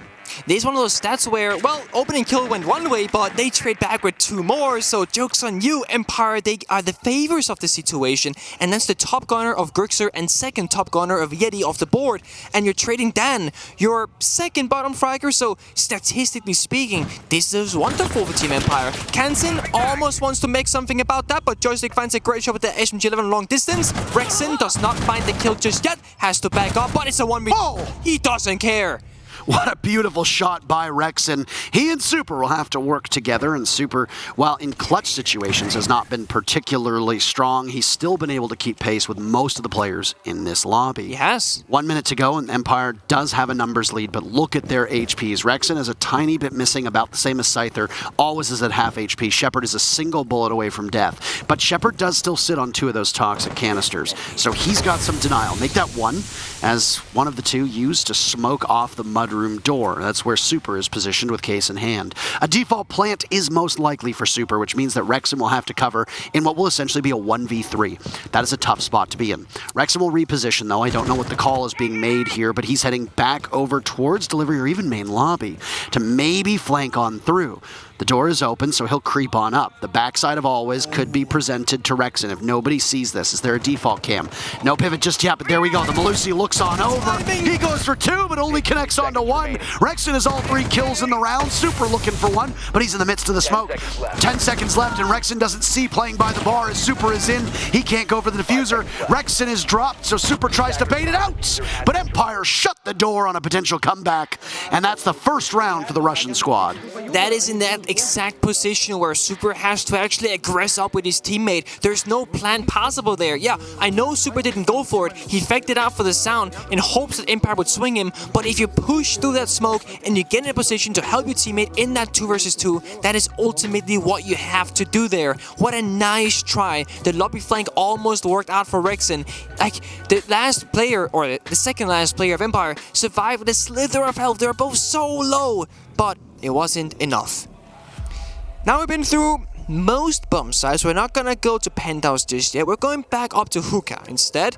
Same 6-week kind of coming out, the Mozzie into the Jaeger, and then actually, very last second there, Yeti 6ing onto the Nuke. Now, the Nuke does see play on these kinds of maps where it's a very big, wide open map. You cannot control every single entry point as a defender, so it makes sense. With Valkyrie being banned, it makes a little bit less sense because there aren't going to be a whole lot of cameras to kind of maneuver around, but still, having this Nuke around the map with how Yeti's been playing so far could actually be very beneficial because he has been kind of a ghost this game. He's kind of everywhere and nowhere at the same time. So, back upstairs to Hookah. Rotation is done, by the way, from the Soniqs. They go towards, or Empire rather, they go from Hookah to Kitchen to Double Bar. And we're going to see another opportunity to go to Hookah. I'm just eager to see Oryx come out on screen yet again and see what we can have accomplished, because I feel like every time Empire run on Oryx, they die early. First death always, almost never traded out. So, not great. That's the issue, right? If you're the fast operator, who can keep up with you, right? You're going to be alone sometimes. You're going to be up in the fray, up in the face of enemies. And sometimes, well, if you lose, then you lose, and there's not a whole lot of tradability happening there. For those that are watching that might be surprised as to why you've been seeing so much Twitch here at the Six Invitational, well, buckle up. It's very likely that this operator will have a much larger role moving forward because on LAN, your hit reg is totally different. Your ability to lean and get picks is very different from having to play online with ping. And the ability to jiggle peek doesn't really exist. So guns that have extremely high rates of fire, which by the way the LMG does not, but Grixer has been so good at these opening picks, he'll get yet another. It's Dan to fall. Dan has been on the wrong side of an opening pick almost every time. It's the ghost. Yeti is in, by the way, as Nook. Nobody seems to see him. There you go. Do me a favor, say what operator Yeti is playing. Nook. There you go. Beautifully said. That's the right way. That's the Danish. A Danish operator from a Danish man. Oh! This is just a frenzy, by the way. We're not even halfway through the round just yet, and action is happening all over the map. Dan and Joystick removed from action, leaving Shepard always and Scyther up. Those are the 3 from Empire. No real damage has been done to the Soniqs, if any damage done at all, but Kansan was in the middle of the site, and he gets met with a shotgun blast from Shepard, so Empire are trying to charge back. Super killed by Always before the diffuser can be planted, but it's a double from Grixer, who's only died once, 7-1 on him, looking to increase that tally. Both Scyther and Shepard will have to retake the bomb site and try to grab that diffuser that is right now sitting by the B-bomb, or at least watch it over. But a nade will go off. Shepard hugging on that pink bar. A drone goes by, so Scyther gets spotted. He'll walk back. Rex on an upside down rappel. He could have a good vantage point towards where VIP is. And that's where Scyther's located. They'll creep up as the smoke goes off. Scyther edges ever closer to the map. Grixer finds his 3rd kill and a 4th to boot. He's on 9 kills now. What an impressive start through those 4 rounds. More than 2 apiece. And the Soniqs, again, up by 2 rounds. It's 3-1. Not just that, but if my math is right, Soniqs has gotten every single opening kill so far. That was the one round where Soniqs got the opening kill and Empire got 2 kills back, but technically the first kill itself has gone to Soniqs every single round so far. Grixer, majority of those.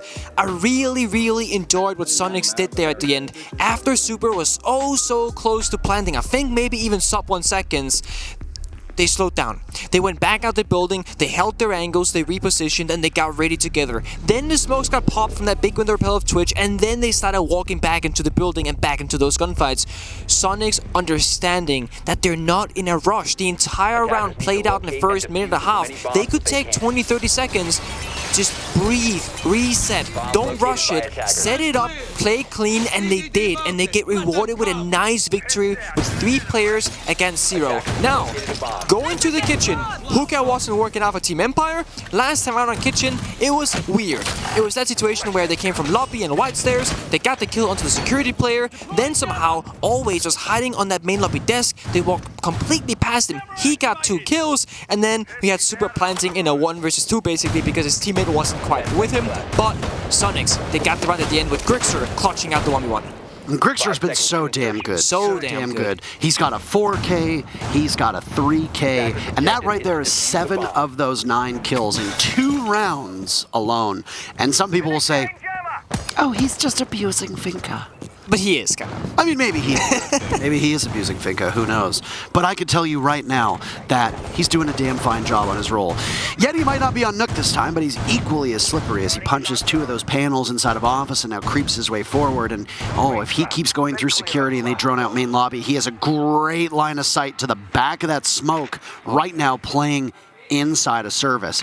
I don't know if anybody can spot this, but if Yeti's a little bit quicker, he could potentially do something here. Always at the bottom of the main stairs, so if he gets droned out, this is another double kill for Yeti lined up, or at least as close to it as you're going to get. I do like how Soniqs is choosing to play around this. So, fun fact, you would argue that Yeti should play Lion here, but they're bringing the Maverick in case that VIP wall being reinforced. The run comes in from Always, the drone comes out, Yeti gets the opening kill, and again, the Ghost, nowhere and everywhere, finding 2 opening kills now back to back. 1 on the Nook and 1 on the Maverick. Doing really good work, and this is again Empire having a hard time gauging what exactly is going on. Why is there a guy in security? And again, we have no information on this. They're not spread very thin. Empire playing a little bit more together, which usually is great, but you're not gonna know exactly what's going on around you because no information. Down goes Dan. He has been ineffective on defense more often than not, and poor Dan just having a rough day right now with this team. The Capkin will be no more, but we talked about persistence, the gadget persisting, and Dan's gadgets will continue to stay up. Joystick looking to soften somebody up as he's on a deep flank, while that will leave just 2 players from Empire to watch the actual bomb site. And they're going to swing for the fences. Why not take chances? Grixer breaks double digits with that kill. First one coming out for Empire. That's Scyther getting one onto Yeti.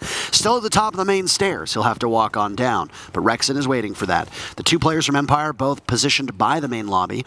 They are miles away from the bomb site, which right now is completely vacant. But the Soniqs don't know this, by the way. There's a minute to go, and the Soniqs can waltz into the bomb site, get the diffuser planted, and get out of there, and there's nothing that Empire can do. Instead, Empire are going to put themselves in a very strong position, and this is just poor drone work and poor wherewithal from the Soniqs. They finally figured it out. They'll break through service right now and continue to march into the bomb site. And Scyther will be the one man to stand against it. Right now at kitchen door, He doesn't have a line of sight towards Super, who gets that diffuser down. And Scyther now knows that there's a bomb going off, and the Nitro Cell will miss.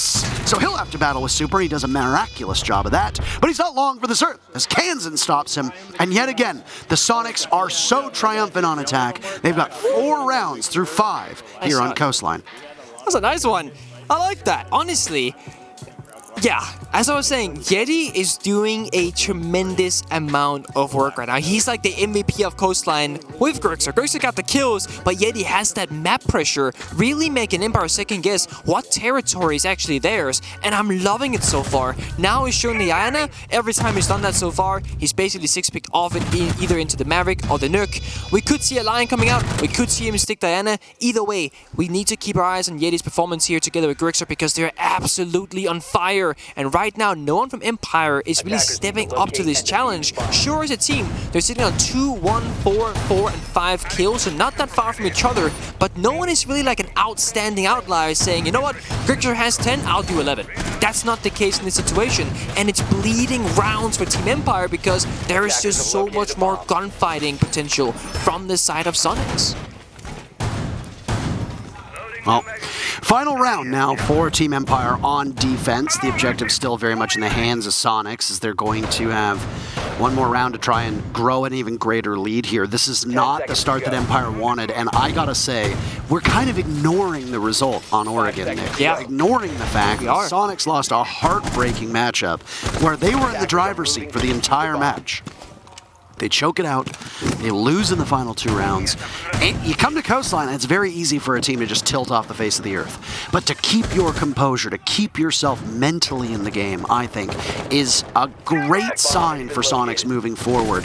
This motivation that Empire seemingly didn't have in Sweden, and now here, the curse of Sweden on Empire is still continuing forward. This is a bit of a scary predicament, as now Joystick goes down, and again, another one. 6 opening picks for the Soniqs in a row every single round on Coastline. The Soniqs have been the ones to keep the pace by getting this opening pick.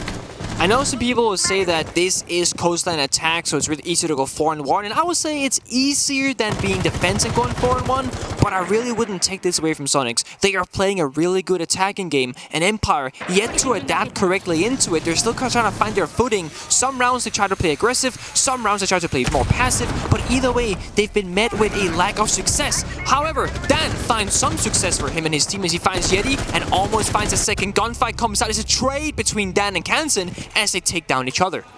Well, I mean, that still favors the Soniqs, though, Nick, because now you have them in a... No, okay, never mind. They're down for the count. Rexon is all gone. It's Shepard to get that kill. Super and Grixer as the duo to stand against Empire, and Empire looking in their way to try and keep this one close before switching sides. If this is an attacker-sided Coastline, a victory here for Empire means that it is not as hard for them when they inevitably go to attack. Yeah, I mean, a 4-2 split for Empire here would be the very much preferred outcome for them, of course, and 5-1 for Soniqs would really put them in the driver's seat, but I'm also a little bit curious that if will Soniqs start slowing down when that win is near, because that's kind of what happened on Oregon. They need to keep up this aggression. Right now, Super gonna try and get down the plant, Grixer will cover. And there it goes. Halfway there for Super. Grixer with his 11 kills needs to be perfect here. And it's a jump out through the window of the Jaeger, who will now rotate. They know exactly where it is. Super gets away with a lot of damage done. And they will reposition, knowing exactly where that diffuser is. Grixer will go to the window. He's going to have a vantage point. But already, Scyther has just jumped on it. He's on the diffuser. Nobody seems to know. He's still sticking it. You need to do something. 1 second away, the last man standing. And the fury from Soniqs, as under their noses, Empire plays it perfectly, and they get the disable. There was one thing in the calculation that Super and Soniqs did not intend for. There was a deployable shield on that default position. So fun fact, when the diffuser was planted and Super went for that window for post-plant position, the deployable shield blocks the angle from Super, rendering him useless in that position, and Joystick just sticks the diffuse and gets it. Oh my god. I didn't check if the finger had any explosive left to deal with that shield, but either way, that deployable shield is a tremendously sad way to lose the final attacking round. 4-2 split, Empire can be really happy with that. They can laugh it around and say, haha, they didn't really calculate for that. We got a freebie, we'll take it. Soniqs, honestly, don't worry about it. 4 attacks, it's good. Now you gotta show up in defense. Next round, next round, next round. Nothing else matters. Just reset after every round. That's really what it boils down to, right? Just reset, get your head back in the game, and go for it. That's all you can really hope for in this case. And the Sonics lose a very frustrating round. Grixer does a miraculous job in the post plant. Keeps control of the window, hops in, gets the kill, flushes out the 2 last players. Super got a kill, by the way, but the second player that was flushed out, they knew that was sitting on that diffuser. Grixer was just a second too slow, and sometimes a second is all that matters.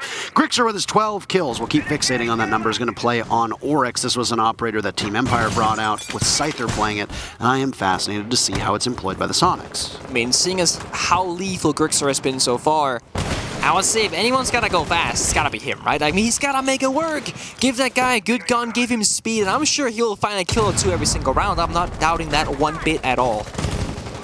So, kitchen first bomb site for Sonics. We saw Empire play this bomb site out twice, and well, neither time they won that. They ended up on the bar, they ended up at top, but now they gotta look to the future. Can Empire now keep up the momentum? Empire's only wins on defense, by the way, were on the double bars, Nick. So, I'm interested to see what the win rate ends up looking like on Hookah and Kitchen. There's been no Penthouse Theater that's been played out, which is a little bit of a surprise because after the changes, Grixer. you thought that maybe we might see some Penthouse Theater. Grixer gets the very first pick on the Scyther. Down goes the player from Empire with the nades. Down goes the player on Empire with the hammer. Both of Joystick's nades have been used, by the way, and one of Dan's. So there's only a single frag grenade left in play. That is devastating on Empire's side of things. And again, the Sonics have been perfect through these 7 rounds at getting this opening pick. I really am curious as to why Empire isn't choosing to go above. They got the double vertical play of Bach and Sledge. Yes, now the Sledge is gone and dead, but they really have the tools to take Penthouse. And also, Sonics aren't really holding the area of the map that well. They're not really committing that much utility to it. Now they're just kind of fishing for kills in that 5 versus 4. They're already a man down. They gotta find something soon. Otherwise, it's gonna slip away. They might want to just rush in here through the window, but there is an alibi decoy in front of them. Down it goes to the grenade that was caught by the magnet. Blows it up. Still on the shield, though, is none other than the Mute of Kansan playing inside of the bomb site.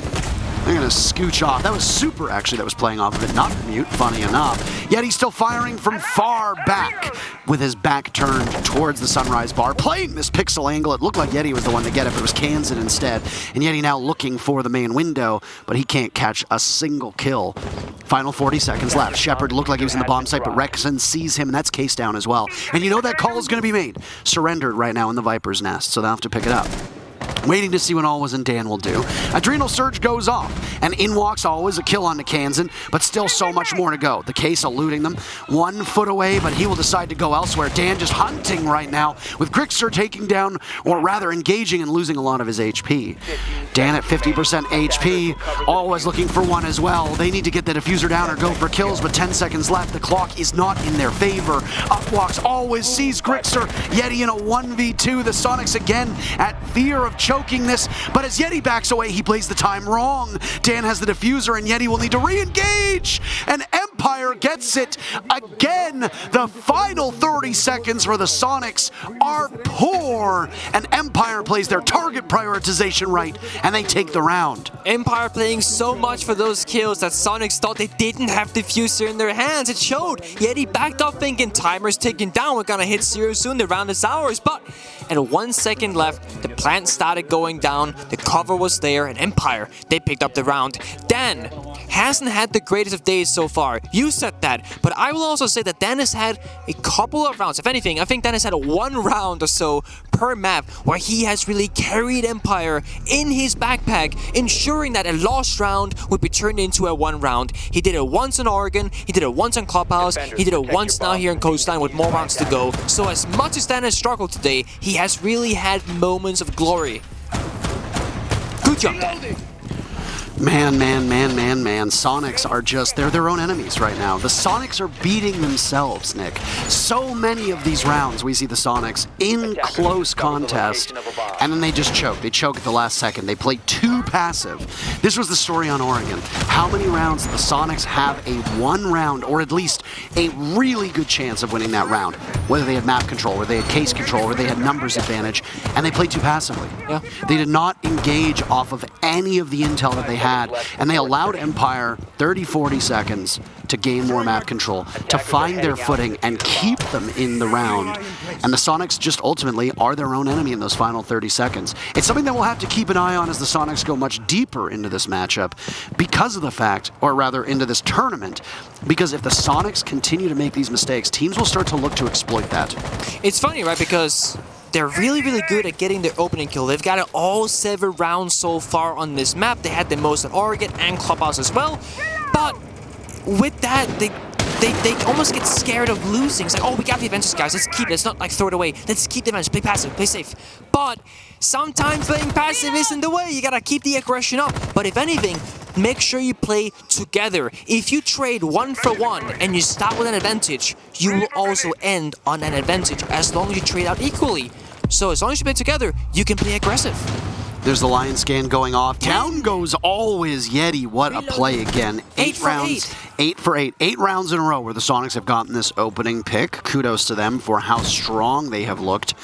And it's always this time to be the one with an early grave. It was Scyther before that, Joystick the round before that, Empire the round before that. I think Shepard is the only one who has not been a victim of an early pick.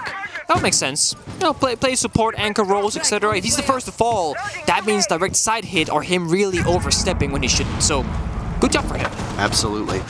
So 90 seconds burned off of the clock with always down. That's the buck no longer available. The flashbangs are gone. Still tons of destruction from Empire. They're cooking a nade on the main stairs and it'll drop down, but a magnet grabs it. Super knows it's there, so he repositions.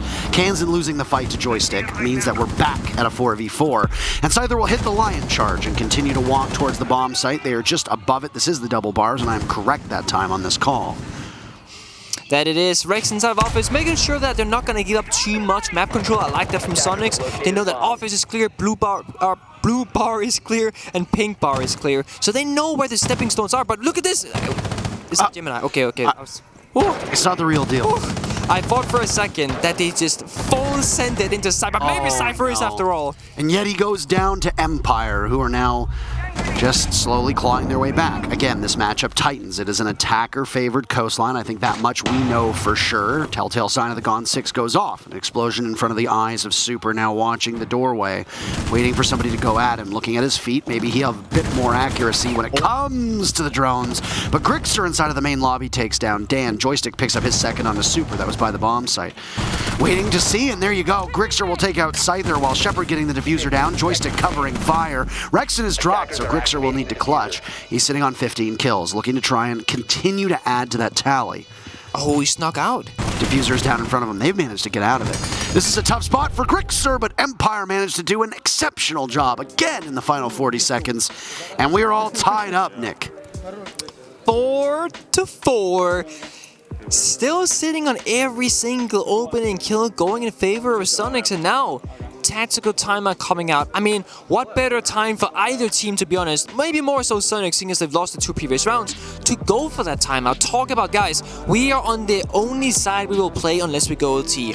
Our defense. We need to find rounds, because if we don't go 6 rounds, then there's no OT, and if Empire gets 7, then it's game over. So, what are we gonna do going forward? Honestly, I think Drobo has a couple of things he can talk about, whether it's the aggression, whether it's the bomb site priority, whether it's the operator lineup. I honestly am not sure, but the one thing I would say about Drobo is we need to play more together. There's multiple pieces of this team falling apart single-handedly and individually when they could be playing more with their teammates and making sure that if one guy falls, they could maybe have an answer back to even back the numbers, because they get the opening kill every single round, but they also always end up losing those defenses. So if you're starting a 5 versus 4, why are you ending with 0 with enemy having more than 1? That's the question I'm asking.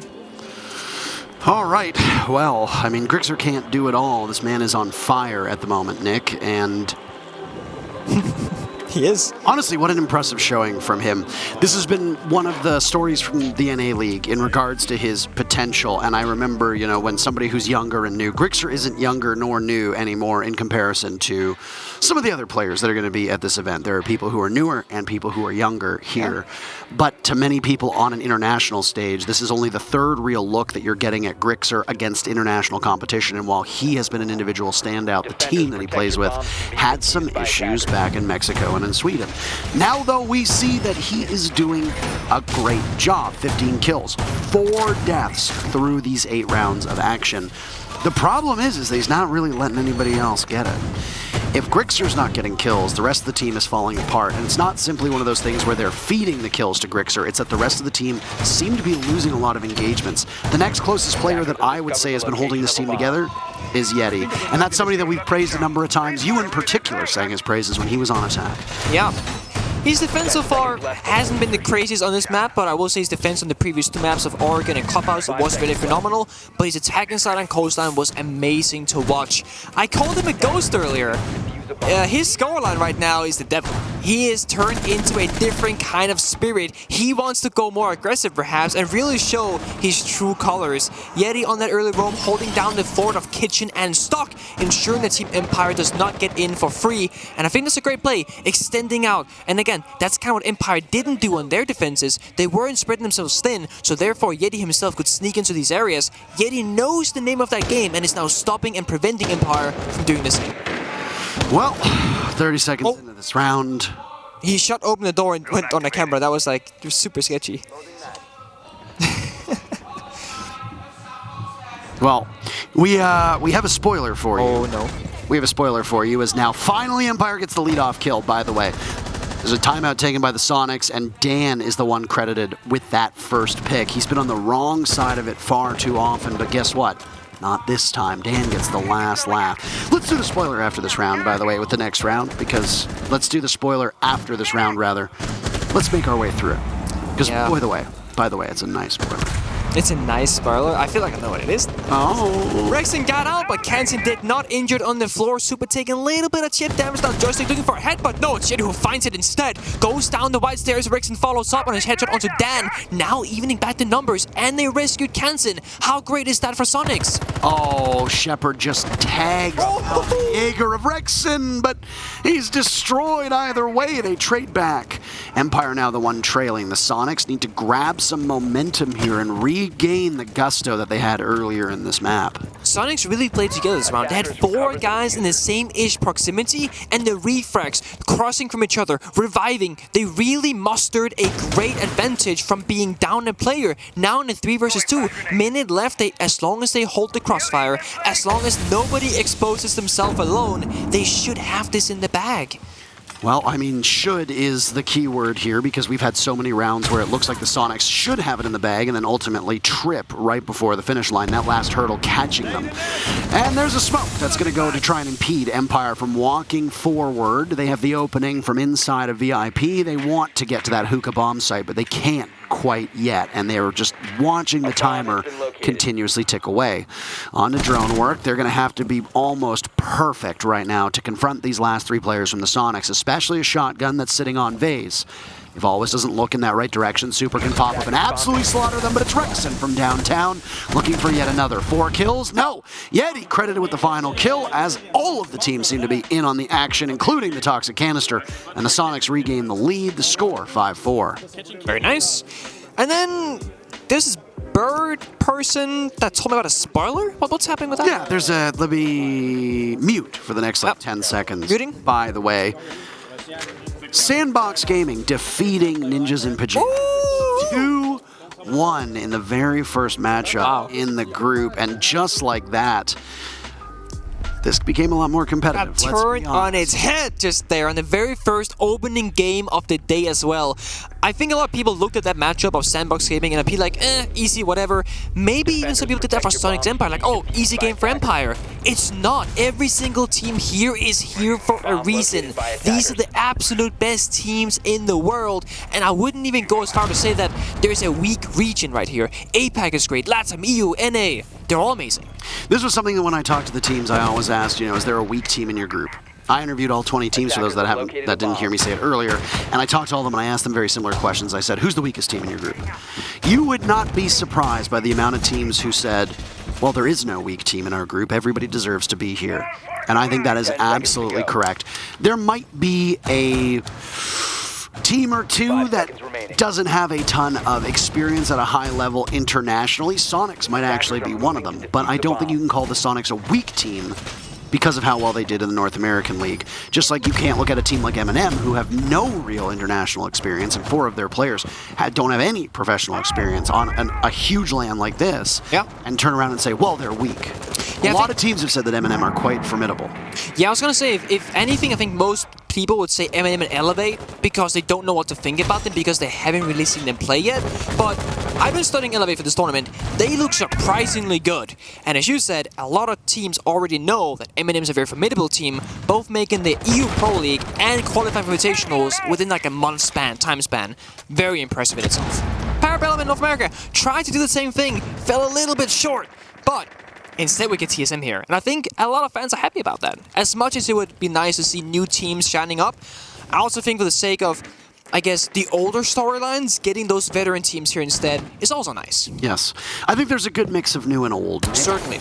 And I am very eager to see, and this is a long event, I am very eager to see how deep into it we can go and what teams are still standing by the end of it. That said, let's get our way through this matchup, because while the other stream awaits for their game, we still have one to go, and this is certainly a close matchup. It's anybody's game. Just because Empire trails by 1 round right now does not mean that they are out of it. Both of these teams, with the Clubhouse and the Oregon matchups today, have shown that they can hang tight and really pull deep when needed. I mean, look at this round. Both teams are slowing down now. The pressure is really rising. Half the round is over. No one's died yet. I believe this is the longest we've gone so far in this match. But as I say that, Super finds the opening kill onto Cypher. He's taken off the board, and now Joystick will make his move onto the yellow trade. Gets the kill back to Super, and they're storming the site. Sacrificing a tiny bit of HP for him to walk on in and get that kill. Wonderful stuff to see that. Kansan retaking, but he has no idea that somebody's inside of the site. Joystick is still there, and it's Dan to pincer move him and take him down. Grixer and Rexen, 2 players from the Soniqs that you might actually want in this particular moment. 16-5 Grixer. We have to keep saying where he's at. Looking to get the diffuser down is Shepard, and he's going to do it quite successfully. Only 3 seconds left, but a blind spot from Grixer exploited by Joystick. Upstairs is Rexen, and he has to get back to the bomb site. This is going to be tough for him to do. Empire in the driver's seat on this retake from Rexen. Inching down the stairs, he engages with Dan and wins that fight. 2 more to go. Softening up the wall, but Shepard has the angle. Joystick no 4K. Sorry to say, it's the support player Shepard to get this, and even with 2 players playing from their rooms, fist pumps go out. Tie game yet again, 5 rounds apiece. Very interesting setup from Soniqs. They brought the castle to the kitchen bomb side and opened up a ton of walls and angles and whatnot.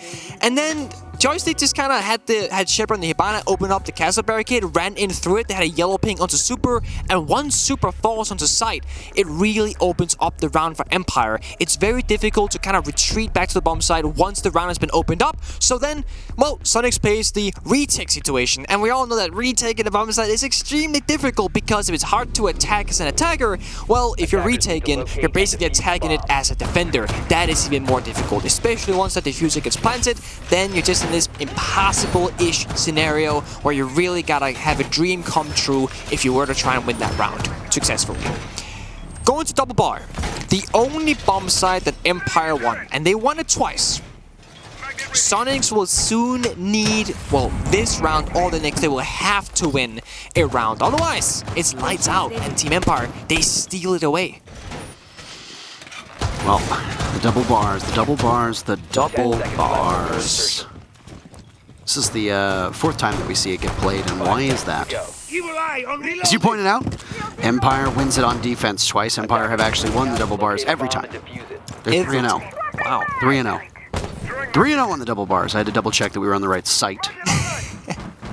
Least I speak, or lest I speak, could end up getting it wrong, but... It's really easy to mix them up, to be fair. Yes, it is. It totally so you extend oppositely. So now it's double bar with a guy in kitchen. When you play kitchen, it's a guy in double bar. Like, that's just how it is. That's just it from now on.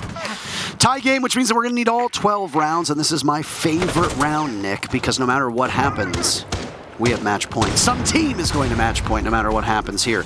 Will it be the North American League champions? Oh my Yeti, what are you doing, son? I really respect the effort when the pressure is this high, when you're down, and you try and go for the aggressive play. Unfortunately, it gets punished and it doesn't pay out for him. Lots of intel coming in from Joystick now as he drones his way through that Sunrise bar, and well, it certainly seems like the attackers have a leg up on the defenders. Down goes Grixer. Unfortunately for him, everything that he's been able to do on this team will be for naught on this very pivotal round. Super now is zoned out of action by a grenade going off, and a flawless round for Empire looks very likely, but Kansan says no thanks. Diffuser getting planted. Super trying to inch his way up. He's going to walk right into the Ana and Joystick. Down he goes. Diffuser planted as well, and Kansan in a 1v4 has all the world staring at him. His whole team watching quite so intently. He finds Shepard, but there's so many more to go. Dueling away, out of bullets, out of time, and almost out of HP as he continues his walk on up. Rubbing shoulders with the Diffuser. On a drone, sees the Gemini. There's one just around the doorway, and he'll hop onto that Diffuser. A clutch for the ages in the making, but there's 3 players to walk on in. Who's going to be the one to get him? It's always an Empire now suddenly finds themselves on series point. Honestly, it seems like Empire is ramping up as time is progressing. Very first map looked shaky. Looked honestly a little bit poor. Second map, we can argue that Soniqs kind of threw it away. They did, but Empire also rose to the challenge. Now third map, Empire not looking convincingly strong, but they are looking like they're actually taking this into their own hands, and for the first time in almost the entire series, actually controlling the pace of the match and the pace of the game. They went fast last round with aggression, with confidence, and almost that bomb site from the defenders became theirs in an instant. That's not something we've seen from them that many times. Now they've done it twice in a row. They did it on the previous round on Kitchen Defense. Now they did it on the one before the previous round on Kitchen Defense, previous round on Double Bar, and now we're going back to Kitchen. And all Empire has to do is just do it one more time. That's it. It's simple. 4 rounds of the double bars, Empire wins every single one of them. Yeah. In regards to Kitchen, Empire's won it once. The Soniqs have won it, what is it, 3 times? 2 times? 1, 2, 3. 3 times. There you go. What is that? 2 times. 2 times. They have not won it on defense, they've won it twice on attack. 2 times. There you go. Yeah, 2 times. Perfect. So, we said it was do or die on Oregon. It very much is for the Soniqs now. It is. They had a breakout performance on Clubhouse. They had everything going for them on Oregon, and they looked to be the favorites, but they weren't able to do it, and they lost. They ended up losing, and that was that. Here on Coastline, the Soniqs jumped out to quite a large lead, but very slowly, Empire started to build up a comeback, and, well, now they're in a spot where they're on match point. They're on series point, rather. With Sandbox winning in the earlier matchup, this throws the group into potential turmoil for the Soniqs because no doubt teams still look at APAC as being the weakest region, but that's a massive victory earlier today that could potentially dent the chances for the Soniqs. I do want to remind people that because of the way the groups are formatted, there's only one team to go home per group. The rest will go into a lower bracket run where if you're out, you're out. That's it. So you just don't want to be the last team in your group. It's quite that simple. Yeah, quite simple indeed. Honestly, I'm really getting happy watching Cypher. Like, like the drone utilization that Empire has been mustered together here on Coastline, I honestly think that's like their key strength. Sure, they're winning gunfights. Sure, they've now gotten confidence, but they're getting so much information and they're so good at working with it. Again, taking almost full map control, minute and a half into the round. They always have yellow pings active on player positions. They know Grixer's inside of hookah. They know he's isolated, and now all they gotta do if they can keep him there is capitalize on that information. Joystick up in the vase, sitting for but a moment, as now he'll go on to drone just halfway through this fateful round between the North American and Russian teams that we see. Coastline has been as exhilarating as we expected after all 15 rounds of Oregon were needed to get us to this particular point. The one team from this group who's not active today is M&M. We'll see them in action tomorrow, and I'm very excited to see what this EU qualifier team is capable of doing, largely led by the experienced Croatian, none other than Nello. Yep. that is a factual statement, and honestly so happy to see him back as well after what happened with him. Unfortunately, he was benched from Na'Vi and just kind of fumbled in Tier 3 for a bit, then Tier 2, and then actually made it back. I love that story. It's a great one indeed. Super's the first one under fire from his team after an extremely good 9 rounds, or 8 rounds if you want to be particular, for the Soniqs. They have not been the greatest in regards to these opening picks. But while this is happening, there's 30 seconds to go. Do or die, lads! Which one of you is going to make the first move? Grixer trying to engage, but he's unable to do too much to Dan, so a reload, a lengthy one, will come out from the LMG of the Zofia. Grixer quickly moving his way back down towards Kitchen. Shepard is in a safe spot, to be sure, looking for a diffuser to get planted. Yeti a domino. That's the first one to go. Will they continue to fall larger and larger? Kansan taking up map control. The Soniqs doing a great job as the diffuser goes down, and Grixer spots the run out, but he cannot track. All of a sudden, it's a 2v2 with the diffuser planted. From above, though, the Buck of always will reign supreme. He can very easily tear the floor open. Look at the HPs of both Grixer and Rexen. They are but a breeze away from death. A smoke tossed out from Scyther will try and obscure himself, still sitting on that diffuser, gunfire raining over his head. Positioned up, tense moment for the Soniqs fans. NA right now holding their breath as Empire look to do the deed. The clock continuing to strike away. Only 8 seconds left before they can get there. Time's ticking, time's ticking. Grixer, where are you? Walking up, past the point of no return, and the kill is just insult to injury. Well, it was a scary moment for Empire, but they end up getting the deed done, and they take the series